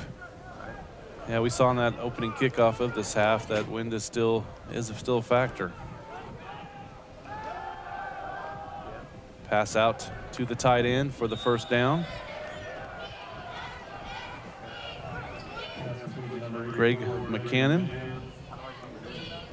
He had, I think, a reception in the 1st half as well for a 1st down. So that'll be across the midfield into Blue Jay territory. 1st and 10 for the Braves as they look to start the 3rd quarter as they did the 1st. Pass out to the right to Davis. Davis makes the first person miss and able to get all kinds of yards after. Nice play by the receiver / quarterback Davis, freshman from Newton. Tabor's defense looked like they had that bottled up, and then next thing you know, Davis squirted through and went on for about 20 yards there. Maybe the defense should realize 3rd quarter started here. Run over the right side, all kinds of room for G. Into the red zone near the 10-yard line. 12-yard line is where they'll stop. They'll spot it. So 1st and 10 for the Braves as they are. Momentum is going strong for them out of the locker room. Another run up the right side. This time bottled up better for the Blue Jay defense, and they hold them after a 2-yard gain. So now we're down into the red zone. It's time for Blue Jays to buckle down. Pretty much Ottawa doing anything they want here in the early going of this 3rd quarter. This particular play, though, 1st and 10, the Blue Jays defense steps up. Another run straight up the middle for G. Gets to the 5-yard line, so it'll be 3rd down and just a few yards for 1st down. They can get a 1st down inside looks like inside the 3.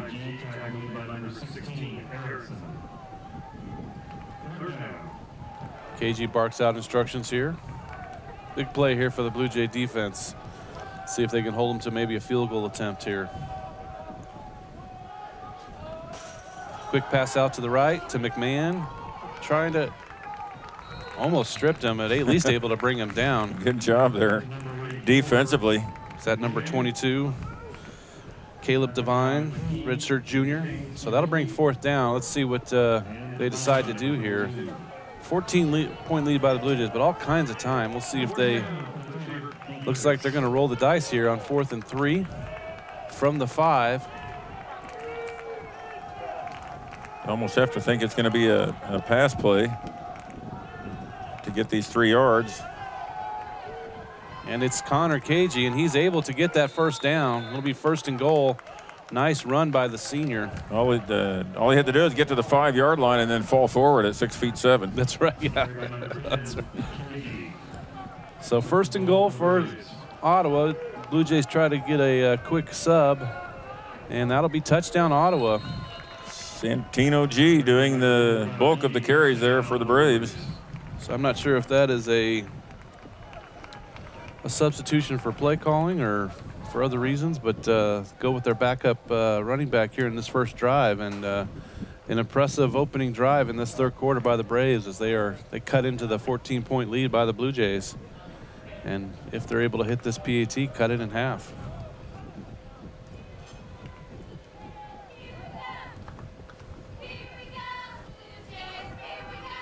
Kick is up, and it looks good. So 3 minutes into this 3rd quarter, the Blue Jay lead is now down to 7 after a really impressive drive by the Braves. Ran the ball primarily with some short passes mixed in. And so we'll take a quick break and see if the Blue Jay offense can respond.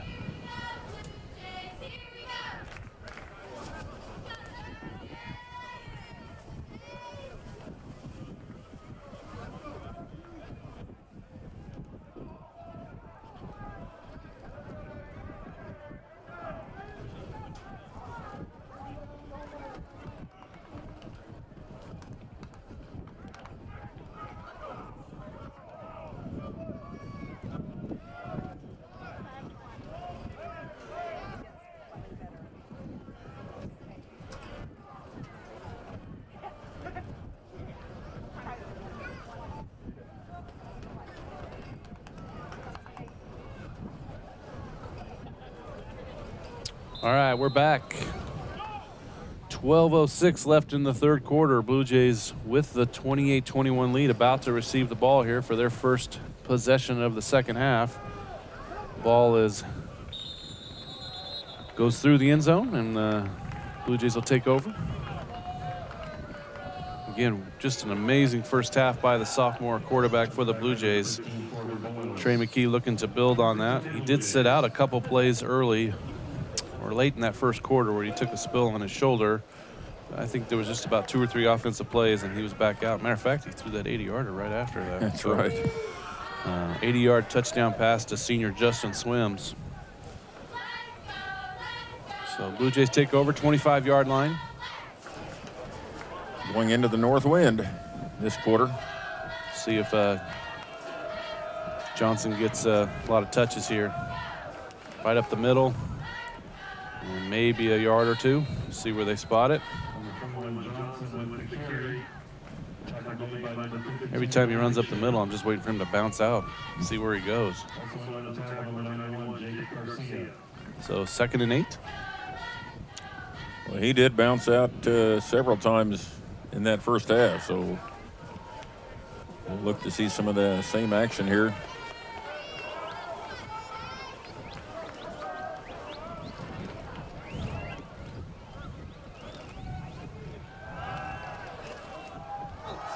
Oh, unable to gather it in there.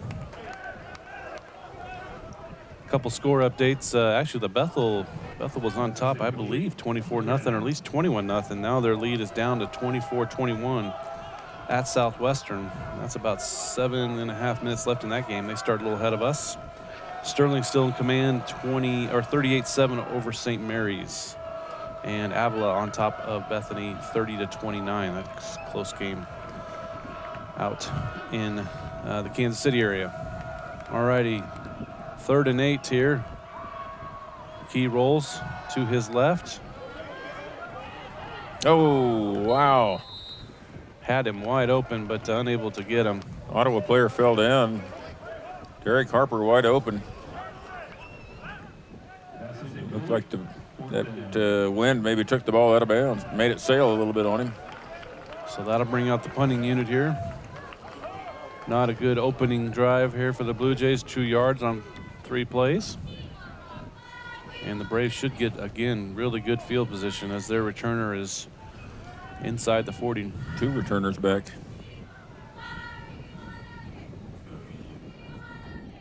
Low kick, trying to get a bounce. And a little bit, but not too much. And Braves, again, really good field position right around the 43, 44-yard line. Braves get the ball back. All kinds of momentum here since the beginning of the third quarter. They're looking to punch it in here and tie this game up at 28.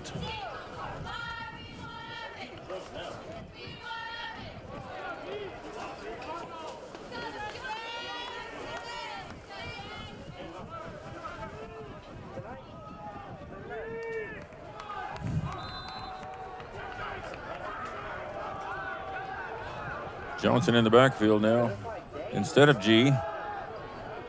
And I think that's the first time I've seen KG up behind center. Yeah, I think you're right. Yeah, he did one down by the goal line. Oh, that's right, for the touchdown. Maybe a quarterback sneak or... Yeah. 2-yard play. Again, Braves in that hurry-up offense right back to the line.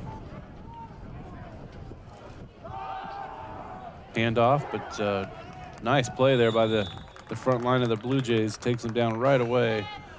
Dallin Johnson with maybe a yard. Tabor defense stiffening up here now. Maybe got talked to a little bit after that last drive. A little encouragement maybe on the sidelines. Maybe. 3rd and 7. See if the Blue Jays can get back there. Connor be able to get away. Has some room on the left side. Bummer.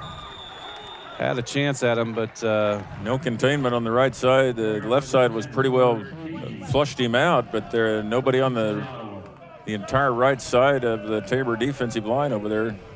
Nice play by the senior as he steps up and moves out to the left side and able to get that first down into Blue Jay territory with the fresh set.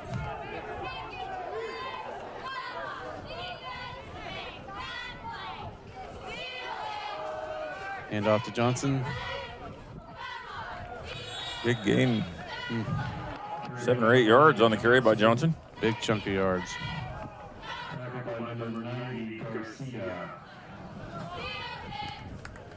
It is hard for those defenders to sub in and out in this offense. Yeah, they don't let any moss grow under their feet, that's for sure. Quick pass out to the right. Got a blocker here trying to get around the corner. Taken out of bounds. And let's see where they spot that. Be real close to a first down. No motion yet.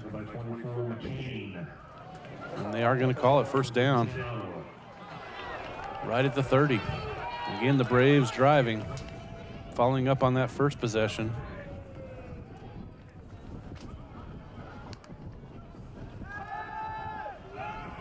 Connor, all kinds of, oh, that's a hole, man. And KG able to get some positive yards on that. At 6'7", he's still pretty fleet of foot. Nice play by here for him to get out of this pocket here. Defender got turned around.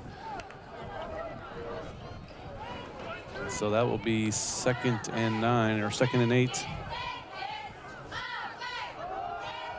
Run on the left side, makes a couple people miss, and gets another yard or two. It'll be 3rd down. So another 3rd and long play for the Braves. Let's see if Tabor's defense can come up here. It could be 4-down territory, though. I think so. Or they can kick one with the wind at their back. Either way.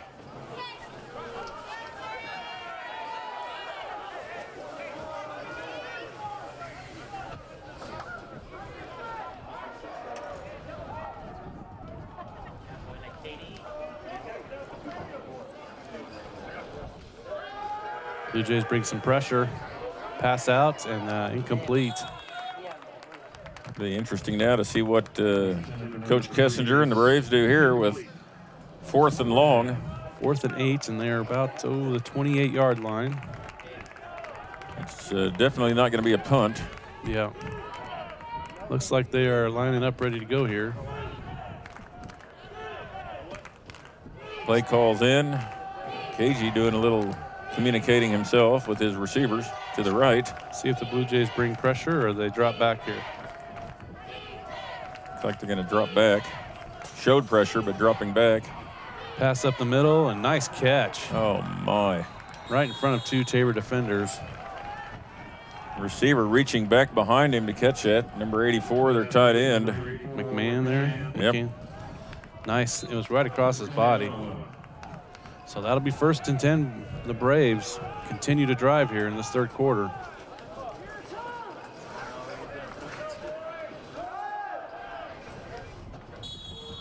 A little short pass there to Davis. Like a 3-yard.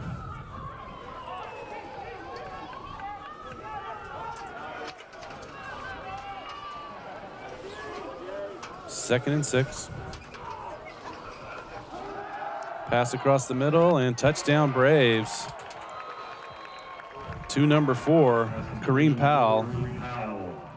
That's his 2nd touchdown on the day, and that we're an extra point away from this game being tied. And that didn't take long. No. Here's the replay of that. Powell across the middle. Nice pass and catch there by the Braves. We've still got 7.5 minutes left in this 3rd quarter. I'm glad we have the wind at the end of the game, though. Yep. That came out. That was quite the halftime speech, huh? Yeah, they came out guns a-blazing. Kick is up. And it's good, and we are all tied at 28. So we're going to take a short break and hope the Blue Jays come back ready to get going here in this 3rd quarter.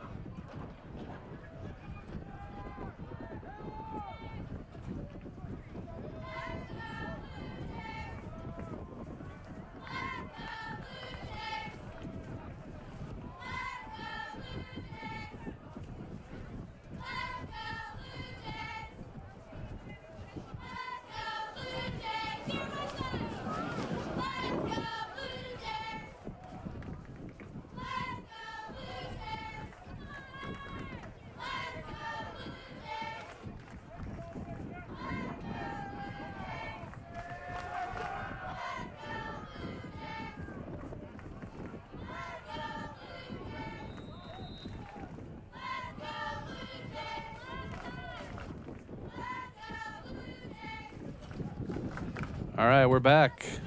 Southwestern ready to kick it off after 2 back-to-back drives that put up 14 points. Oh, my. Oh, wow. I'm not sure what happened. I almost thought a Tabor player touched that down at the 1 yard line. So where are they going to spot this here? I don't know. It looks like the 1 yard line. Unfortunate play there. Gosh. The ball bounced and it looked like Derek Harper touched it at the 1 or 2 yard line. Tabor will take possession instead of the 25. We'll have it at the 2. Oh.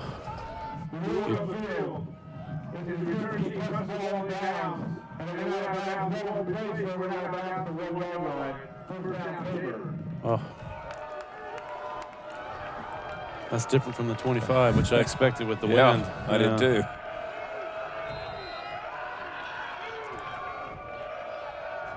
So McKee takes the snap here in the end zone. And he's going to keep it and go off the right side and give a little bit of breathing room. About 4 or 5 yards there. Nice play there by Trey McKee, and I think that's the best call for that situation right there. You don't even really want to risk a handoff down there, do you?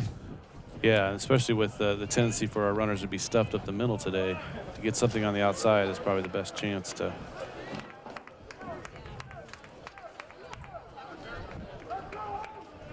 Ball's out to the 5, 2nd down and a long 5. Maybe 6.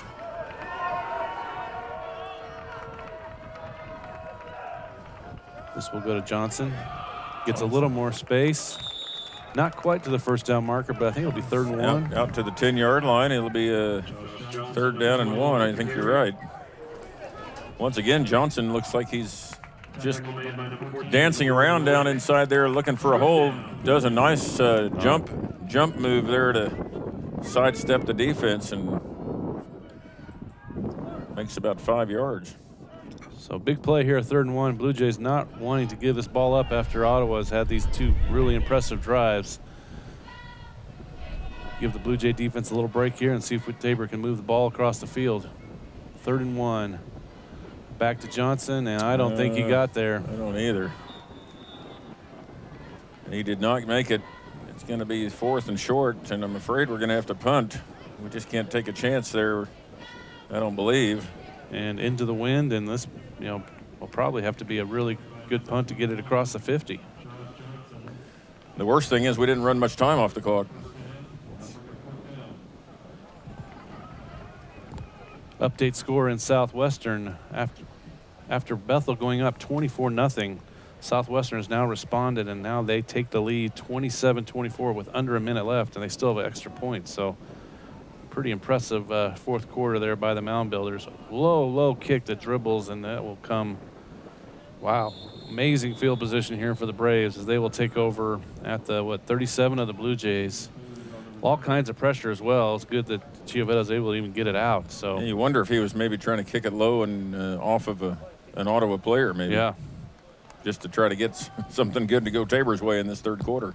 Blue Jays need a momentum changer here in some way, either a turnover or a longer drive, but Ottawa has captured this momentum since the break, and with the game tied, have it now and great field position.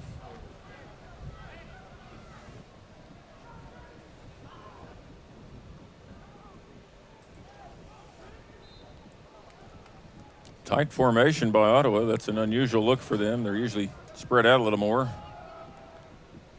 Davis has it. Freshman from Newton, and he's taken out of bounds, but that's almost, I think it's going to be a 1st down. I believe you're right. Colton Davis, freshman from Newton, Kansas. Again, he on the depth chart shows up as the backup quarterback, but they've been using him in a lot of different ways this year so far. One of the leading receivers, but you saw there a little jet sweep.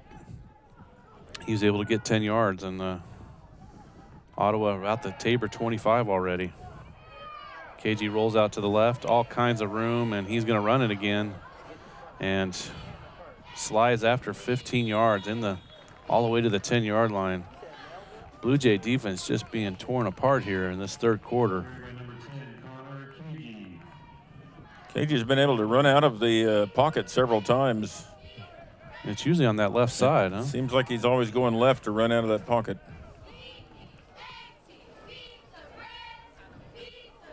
First and 10. Pass out to the left. Again, no one out there on that left side. Good tackle out there by Gunnar Reese. Keeps him from getting into the end zone. So second, and I'm not sure if it's quite goal. Looks like they potentially, we'll see where the first down is right. Seems to be right at the goal line. Tabor will take a timeout here as Coach Gardner and is going to have a few words with the defense here, and we're going to take a break as well. 28-all with the Braves driving.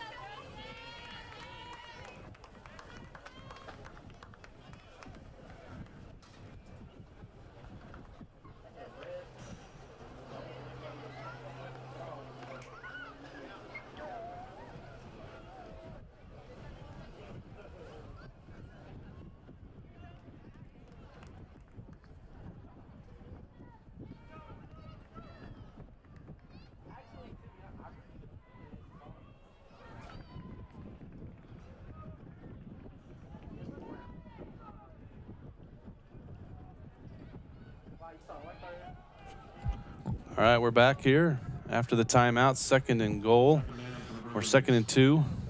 Looks like they can still get a first down, although the first down marker's right near that goal line.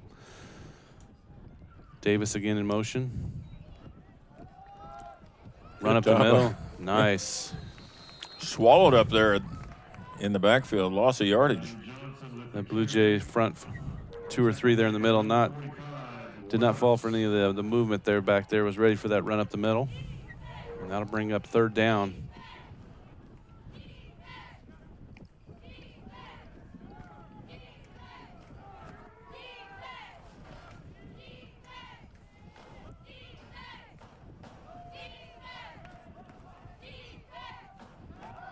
Throw up the middle. Oh, broken up. Almost. Looks like a couple of those guys could have caught that, and that'll bring up fourth down. Not sure what we're doing here, but interesting decision here. Indecision on the Ottawa sideline too. Now we've got looks like a kicking team coming in. Here's the play here from the nice play by the defender there. Boy, interception would have been nice. Malik McCain defending there, and the field goal attempt now by Corbin Bowles. Kick is up and blocked. Picked up by Tabor. And being kicked around a bit. And the Blue Jays will take over right there. Nice job by the Blue Jay defense. Just a few plays ago, it looked like we were going to give up another touchdown, and now the Blue Jays will take over after the blocked field goal. Let's see if we can see this on the replay here. Could be the momentum that Tabor needed. Here's it is. That was right up the middle that was blocked.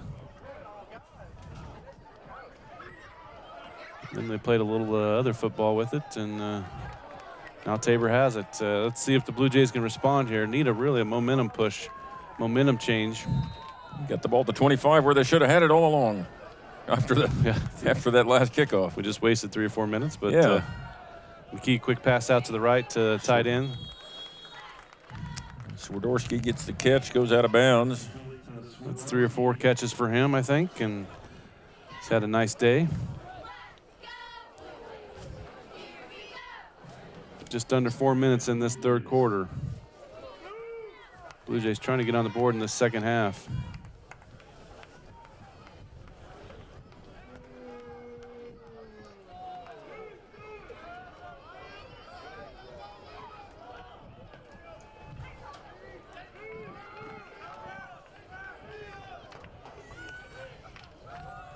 McKee keeps it. Nice tackle. Number 21 on the outside there. Open field tackle on McKee. That's quite the accomplishment there. Devin Johnston, a sophomore from Crockett, Texas, with a nice tackle. That's a 4-yard loss, and that'll be 3rd and 9 for the Blue Jays. I thought McKee would get around him. And he had some space if he got past him. Yep. Nice play by the Brave defender there. Cutting off that edge.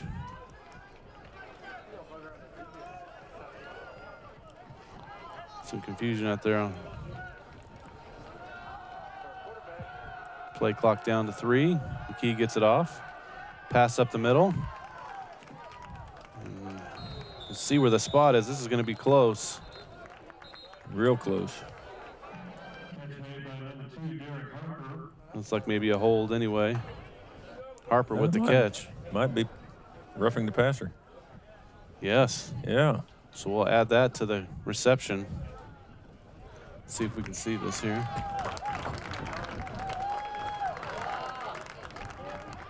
So that'll move the ball all the way to across the 50-yard line. We're now in Brave territory. Let's see this here as rolls out. Oh yeah, absolutely. Man. That was an easy one there. Jeez, that's a couple steps. Yeah, it was right up the middle. Man, I could actually have made that call, I think. 1st and 10 now. Big play by the Blue Jays. Reception and penalty gets them across the 50 into Brave territory.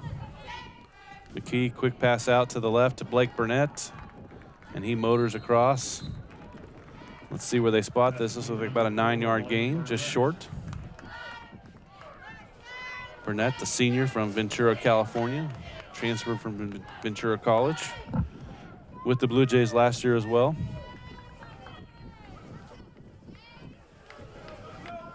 He also with the gold shoes. Yeah. What is it with the gold shoes? 2nd and 1 here. Harper in motion. Hand off to Johnson. We had that might be a hold there. By number 21 Johnson, flag on the play. I think that'll push the Blue Jays back.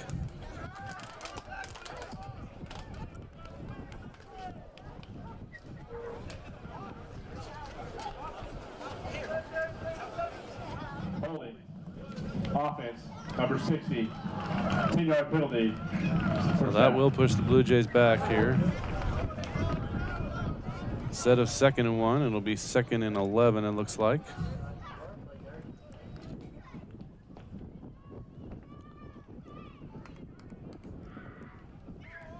We're back at midfield. Clock winding down. Under 2 minutes now in this third quarter.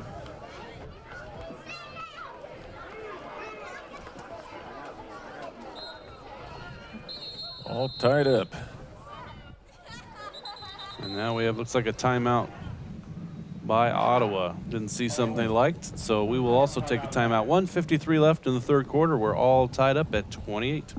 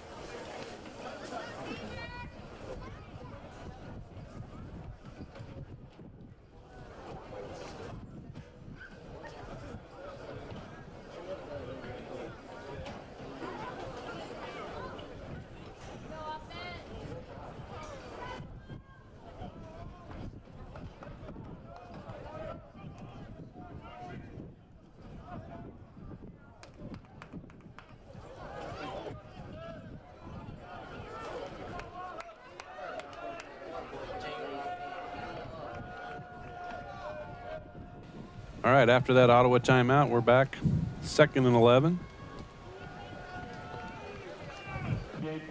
Blue Jays had that offensive holding call that pushed them back.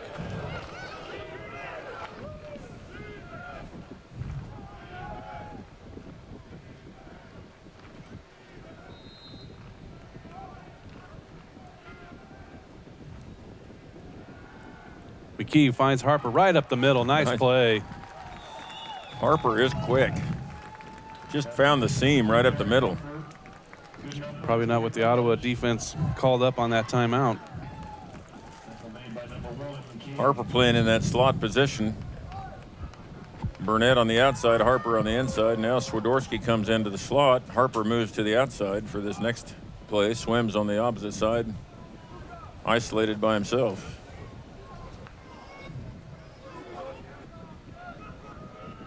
Harper, the redshirt junior from Fort Mitchell, Alabama. 1st and 10 Blue Jays. McKee rolls out, pitches it out to Johnson, or to Dixon, I should say. And all kinds of defenders out there that gobble that up for a loss. Looked like Ottawa seemed to be ready for that play or knew what play was coming almost. Yeah. Nice play by the Braves. 2-yard loss on the play. Or I should say, yeah, probably looks like 3 yards. 2nd and 13.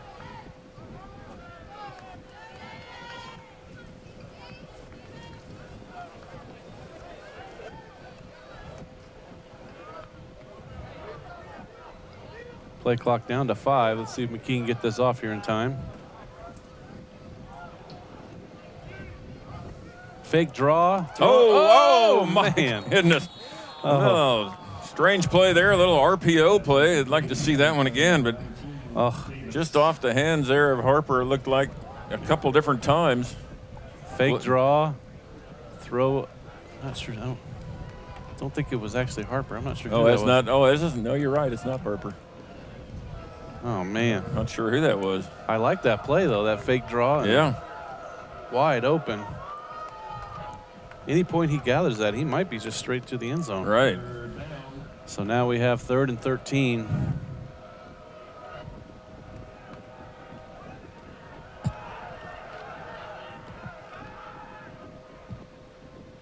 Hand off to Johnson, and he is taken down for no gain, and we'll be back at 4th down here.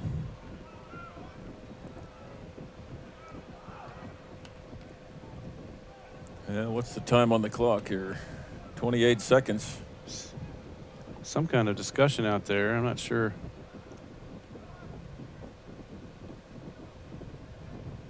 Several of the Ottawa coaches were on the field. They were, before the timeout, they were arguing about something. I'm not sure what was up. Timeout called probably by Ottawa to stop the clock so Tabor would have to punt into the wind. Yeah. But at this point, I don't know that it matters. Yeah. Punting into the wind here might actually be an advantage because now you can kick it as hard as you want. It might not get to the end zone. You have plenty of time to get people there. Yeah. A couple more updates. The Southwestern Mound Builders able to mount a comeback. They were down, I believe, 24-0, and they end up winning that game 28-24. They took the go-ahead touchdown with about a minute left. And Bethel was had moved up and was ranked 25 in the nation, so I'm sure that's going to hurt change. A little bit, yeah. That's going to drop them anyway. Sterling with an impressive win on the road, 38-7 over St. Mary's. At halftime, Friends is on top in McPherson 20-7. And Avila with the win over Bethany 38-32. That one kind of went back and forth as well. And Sterling, I believe, was receiving votes, so they may jump up and replace Bethel in the rankings. Yeah, I'm sure they'll get that second from the KCAC, huh? Could be. And we're still here at 28-all with 31 seconds in the 3rd quarter. Let's see what this punt does here. Into the wind. As you mentioned, that might just possibly, yes, perfect. Yes. That's where he touched it, isn't it? First touch. Oh no! Shoot! I touched it. They're calling it a touchback, so it'll go out to the 25. I didn't see what happened. The first touch was about the 4 or 5 yard line, but then someone else ran in and their foot somehow, they got the ball and ran it in, touched it with their foot in the end zone. I don't know. It was unclear how that happened, but the officials are calling it a touchback regardless. Let's watch it here. The ball hits right about the 1, but then comes back towards the field. Touch there. He was foot was in the end zone. I think if they'd have left it alone, it probably would have just fallen inside the 5, and if nobody touched it. All right, so Southwestern has probably about a play or two here with the wind at the 20. KG back, plenty of time, throws up the middle. And incomplete pass. Good coverage there by the Blue Jays. And they took advantage of the wind and aired it out. Makes sense here as you only have a play or two left at that. Good coverage there by the Blue Jays. Number 22, Caleb Devine.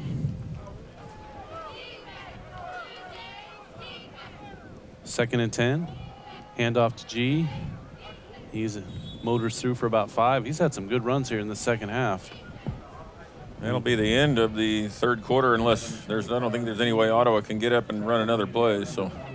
Nope, that'll be the end, and we will take a break, come back for a fourth quarter. We go in tied, 28-all.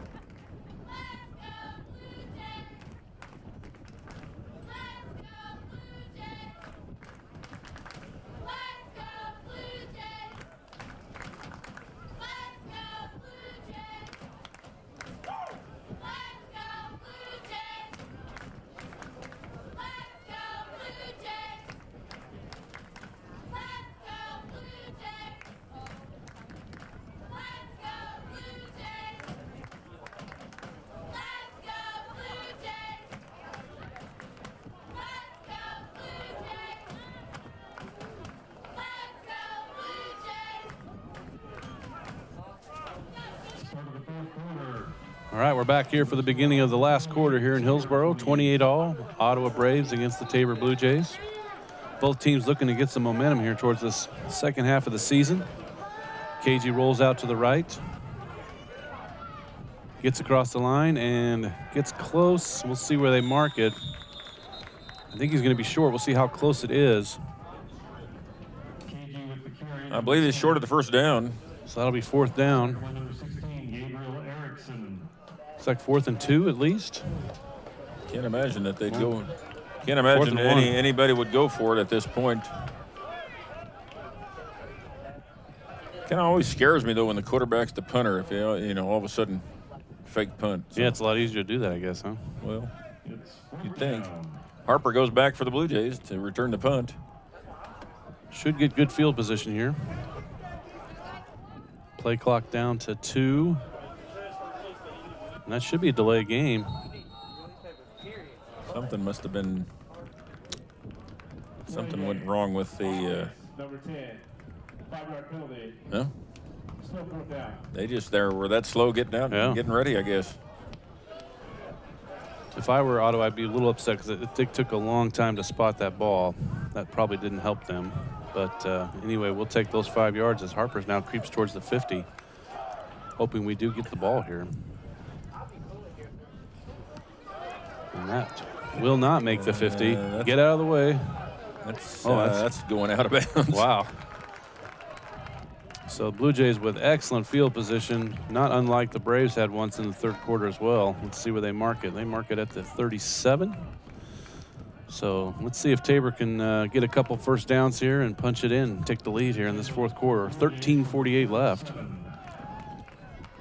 When you get field position like this, you've got to capitalize on it. Absolutely. Blue Jay offense has stalled this second half. Coming off probably their best half of offense, just haven't been able to get going here.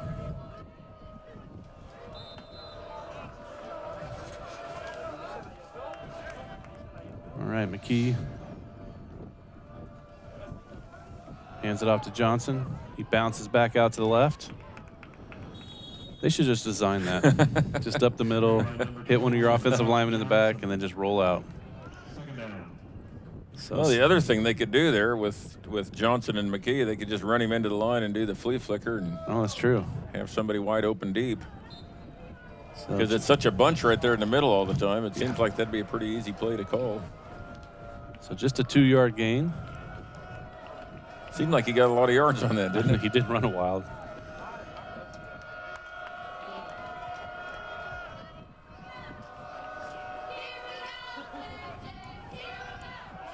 Oh. Pass to Swims incomplete. That's intended for number 8, Swims. We'll watch the replay here. Able to get inside. Defender number 21 gets in there. Devin Johnston. 3rd and long for the Blue Jays. Trying to get a play called in.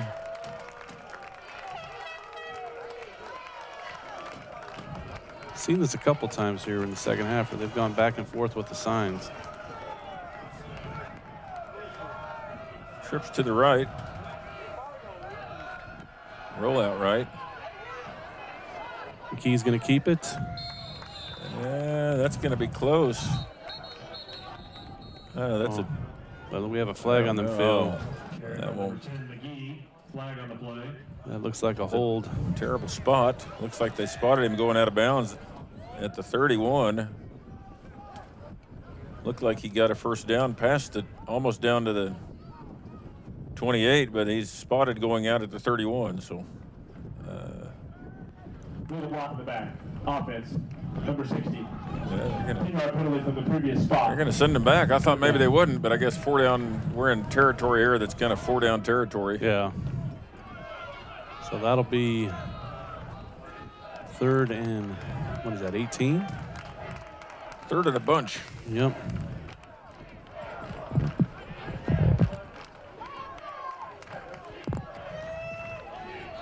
Let's see what Coach Nelson draws up here.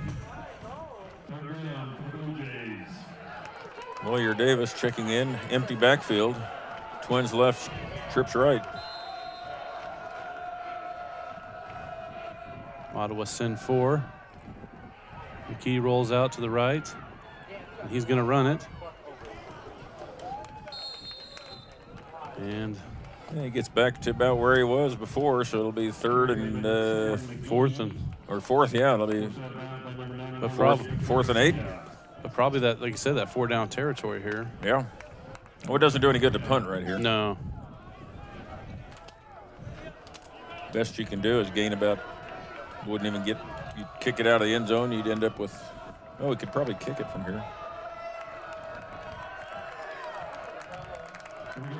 Empty backfield again. This time trips to the left. See if they get McKee moving again. Quick pass. Harper grabs it for the first down. Nice job by Derek Harper. Good snag up the middle. Big play by the Blue Jays, the last 2 plays. 3rd and 18 in a tough spot. And over those 2 plays, able to get that first down as they approach the red zone. 21-yard line of the Braves. Quick slant there by Harper, playing in that slot again.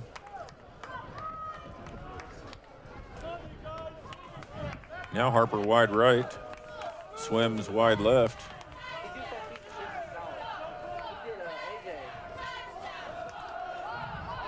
Johnson cuts back for a couple. Here by number 21, Johnson, tackled in by number 40, Colby Johnson.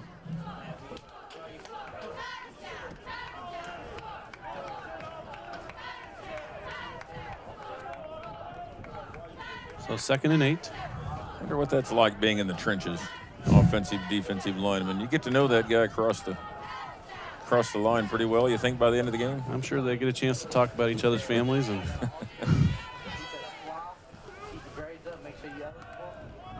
quick pass out to the right. Harper again. Down to the 10. First down, I believe. Let's see where they actually mark it. They're waving him on, I believe. Yeah. Pretty sure the official waved. I guess there's nothing to wave on. You just drop your markers now because you're at the 10-yard line. Yep, so first and goal. It is a full 10 yards to that touchdown.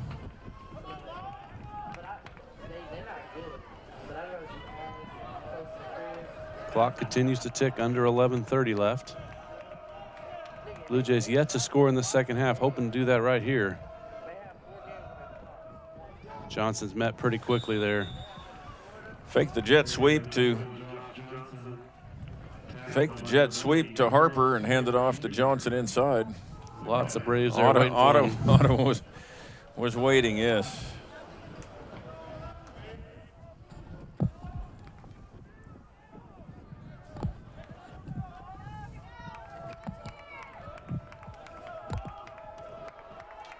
We did manage a yard or a half a yard out of that.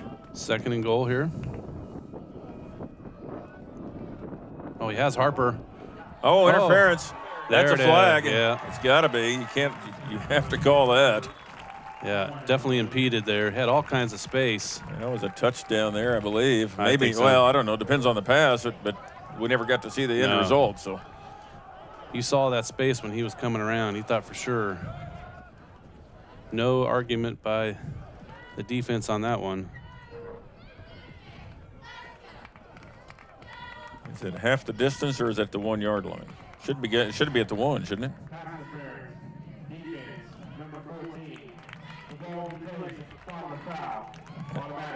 Spot of the foul. Okay. Yeah, that's about right. Yeah, where the contact happened. Okay. So first and goal from the 3. Got a shot here from the end zone. Again, just a beautiful day here in Hillsboro as fall has rolled in. Wind is still blowing. Not quite as much. That's true. I think, yeah, it is calmed down a bit. Right at 70 degrees.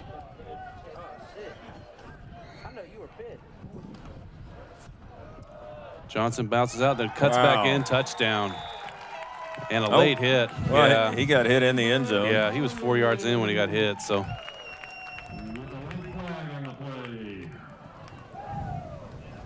We'll take that on the kickoff.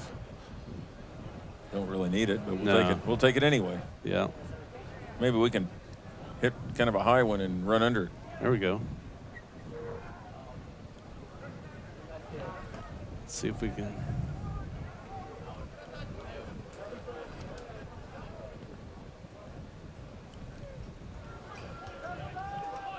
Let's get the call here. Touchdown. Personal foul. Late hit. Number 40. Defense. Tabor is elected to utilize the penalty on the kickoff. So the Blue Jays retake the lead, get their first touchdown of the second half here, and they will look to put the extra point in, extend their lead to 7. So we got just a little over 10 minutes left. Kick is up, and it is good, 35-28. So The after attempt is good by Chavita. I don't know what the stats look like by now, but Johnson's got to be getting close to 100. I think so. So nice drive by the Blue Jays, aided with a good field position. And we'll come back hopefully for a short kickoff with the penalty, and then we'll see if the Blue Jay defense can keep the momentum going.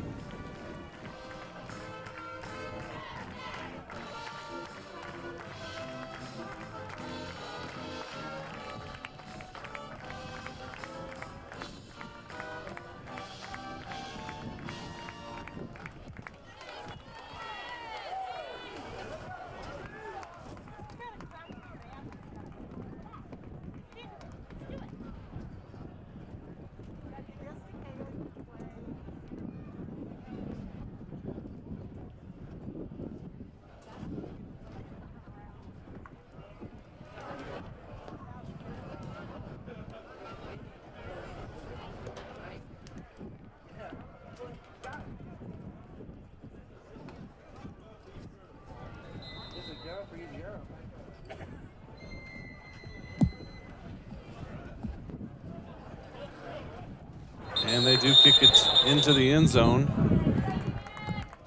And Ottawa will come out to see if they can respond here. 10:35 or 10:34, I should say.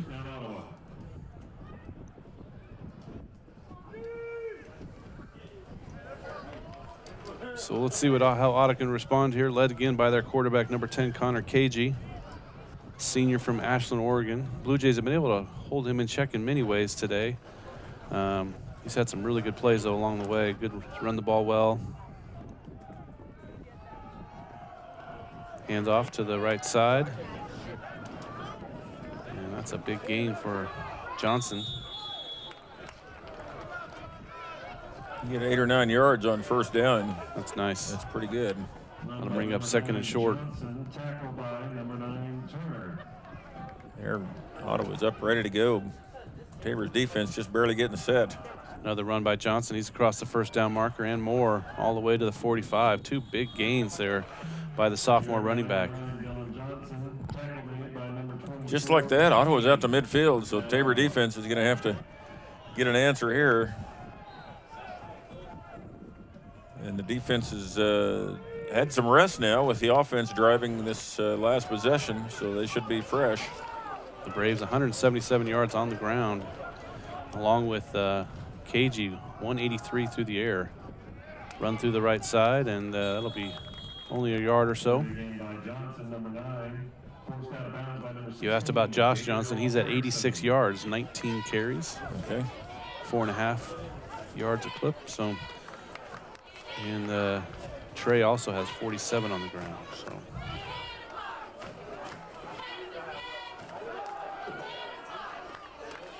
Nice play by the Blue Jays, bringing up 3rd and long for the Braves. So Tabor has done a lot better on the short passing defense after that first drive that Ottawa kind of used that method to get down the field and score early. So 3rd and 8, big play here for the Braves as they try to respond. We're under 9 minutes now. Hopefully Tabor can put a little bit of pressure on the quarterback here. They'll send 5. And they are, not quite able to get him. Oh, my goodness. But they're able to wrap him up there with the sack. And Turner with the sack. Finally brought down by Turner, but not before KG escaped. No, I thought a couple tackles. And he's done that earlier in the game. So he will drop back to punt because it's 4th and 12. You have too much time for them to have to go for it here. Harper drops back.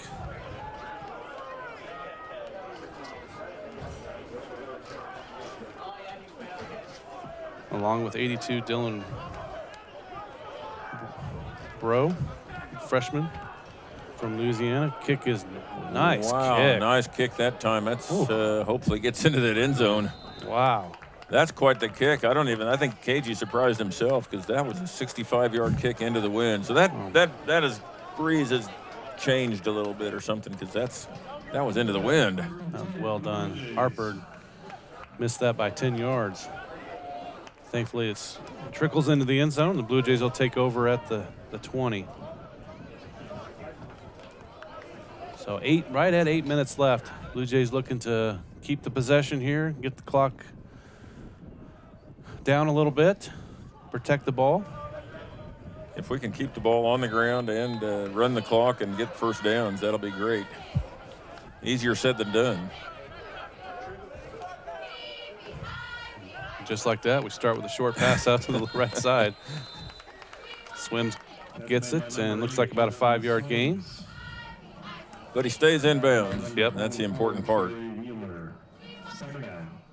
Maybe what Tabor's going to do is that short passing game to kind of work their way downfield. Swims on the right, Burnett and Harper on the left. 2nd and 5. Ooh, pitch out to the left. Johnson has some space here. And looks like he got a first down. So we'll move those chains. They'll set that and get the clock going again.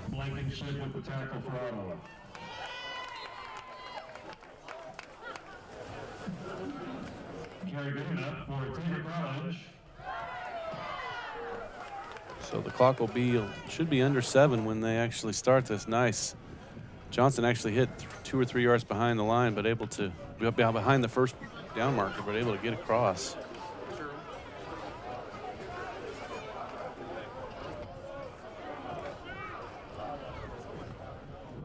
McKee again hands it off.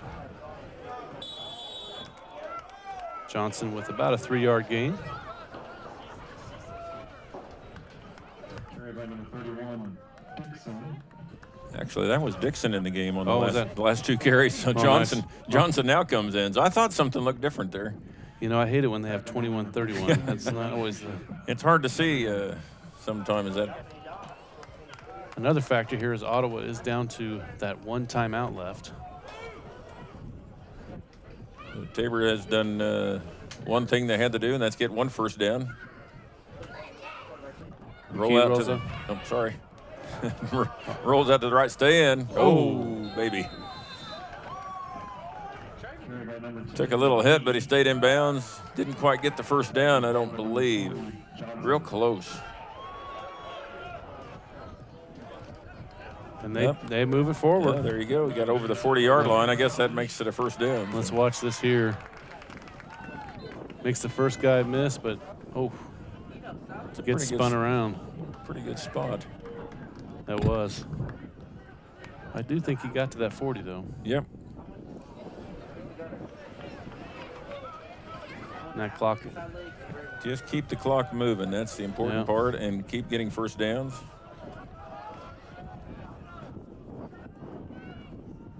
McKee keeps it again, goes off the right side, looks to cut back, goes down after a couple yards. Carry by number 10, McGee. Tackled by number 75, Leland McKinney. Second down.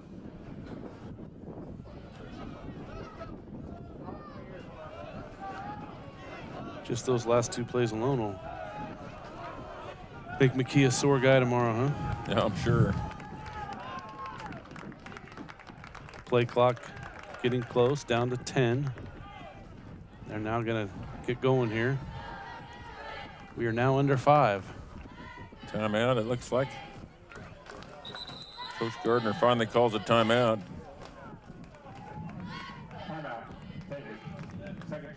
Something wasn't clicked. Something wasn't communicated there properly.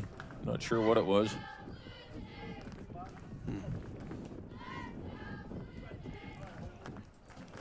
So Blue Jays trying to hold on to this lead here. At halftime, they were up 28-14.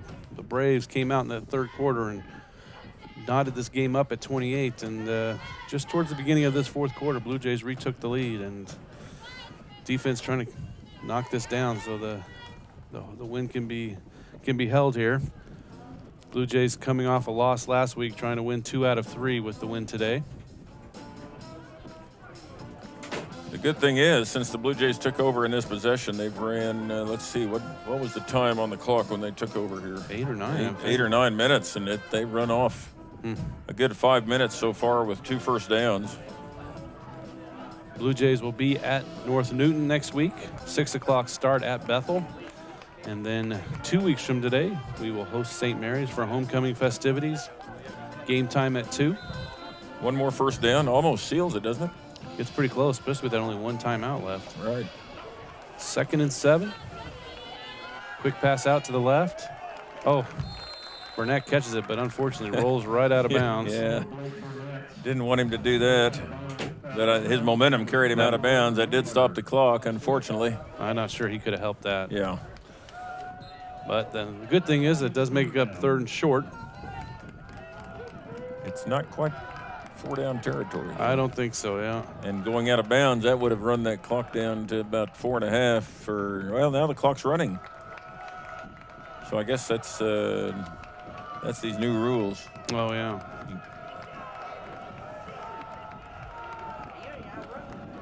Big play here. Blue Jays try to extend this drive, keep the ball out of the Braves' hand. And Johnson bounces outside and taken down. That'll be, maybe gets back to the line of scrimmage. We'll Nice job of bouncing outside, but there was just one too many Ottawa Braves out there to get past. We'll see. I was wondering if the Braves would use their timeout here, but looks like not. To me, this is where you would use it. You could save 40 seconds, but they're going to hold on to it. Clock still ticking. Never want to give one away. That one first down right there would have maybe would have put it away. So, or at least come close, or made it almost impossible to drive the length of the field. Wind is up.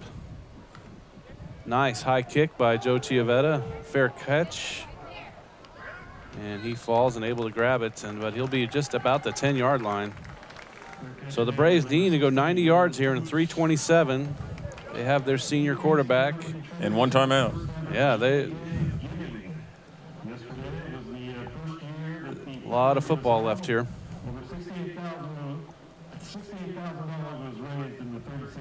Whether it's because of the wind or defense, they have not taken a lot of shots up the field. We haven't seen that part of their offense too much today. A lot of the stuff out on the outside. So let's see if they open some things up here as we finish up this game. Quick throw out to the right. And taken down quickly. And the Braves will try to quickly get going here as the clock continues to go as we get close to 3 minutes.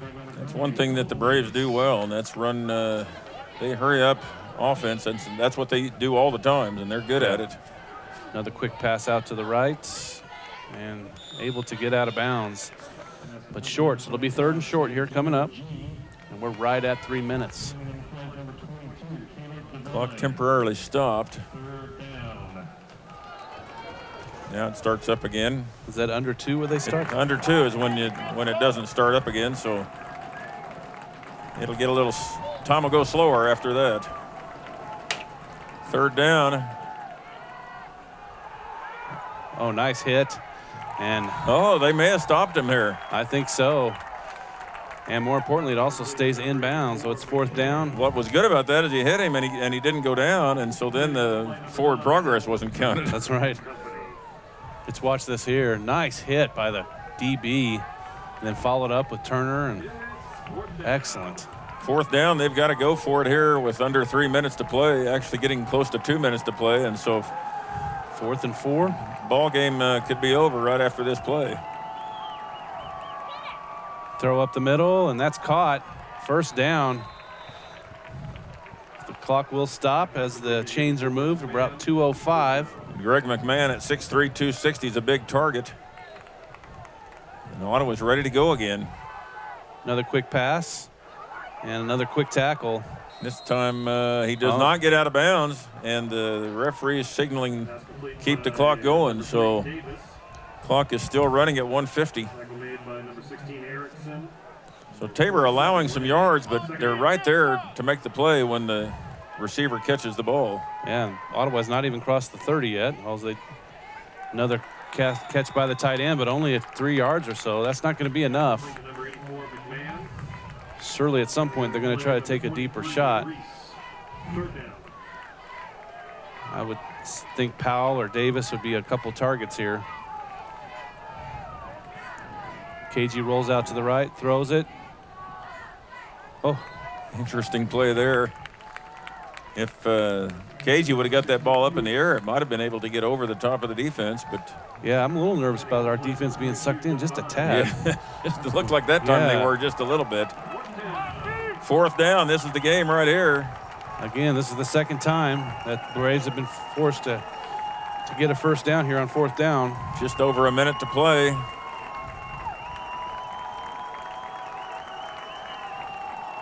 Looks like all kinds of pressure coming. Turner.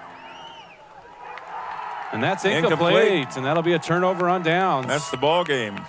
Excellent. Tabor College can go into their victory formation right now. With 1:10 left, Ottawa still has 1 timeout. That's not enough. And Tabor is going to pull out a victory here tonight. Amazing. We said it was an even, we thought it could be an even game going in, and I bet if we look at the final stats, I bet we're going to find out it was pretty even. Here's this last play. The ball was high. Davis unable to gather it.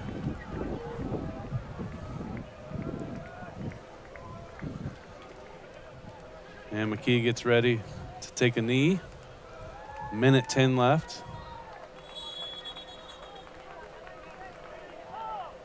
Ottawa does call a timeout. So if the Blue Jays can finish up here these last few seconds, that would increase their record to 3-3, 2-3 in conference.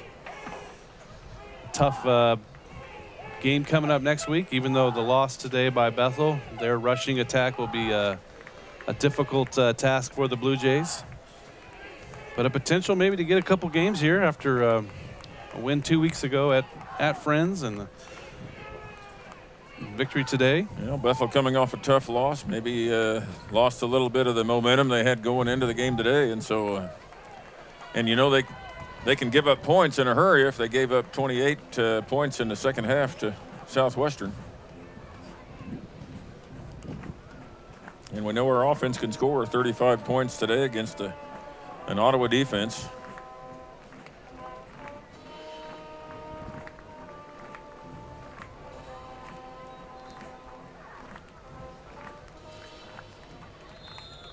Kneel down by McKee. Probably have to do that, looks like, one more time. No timeouts left for the Braves.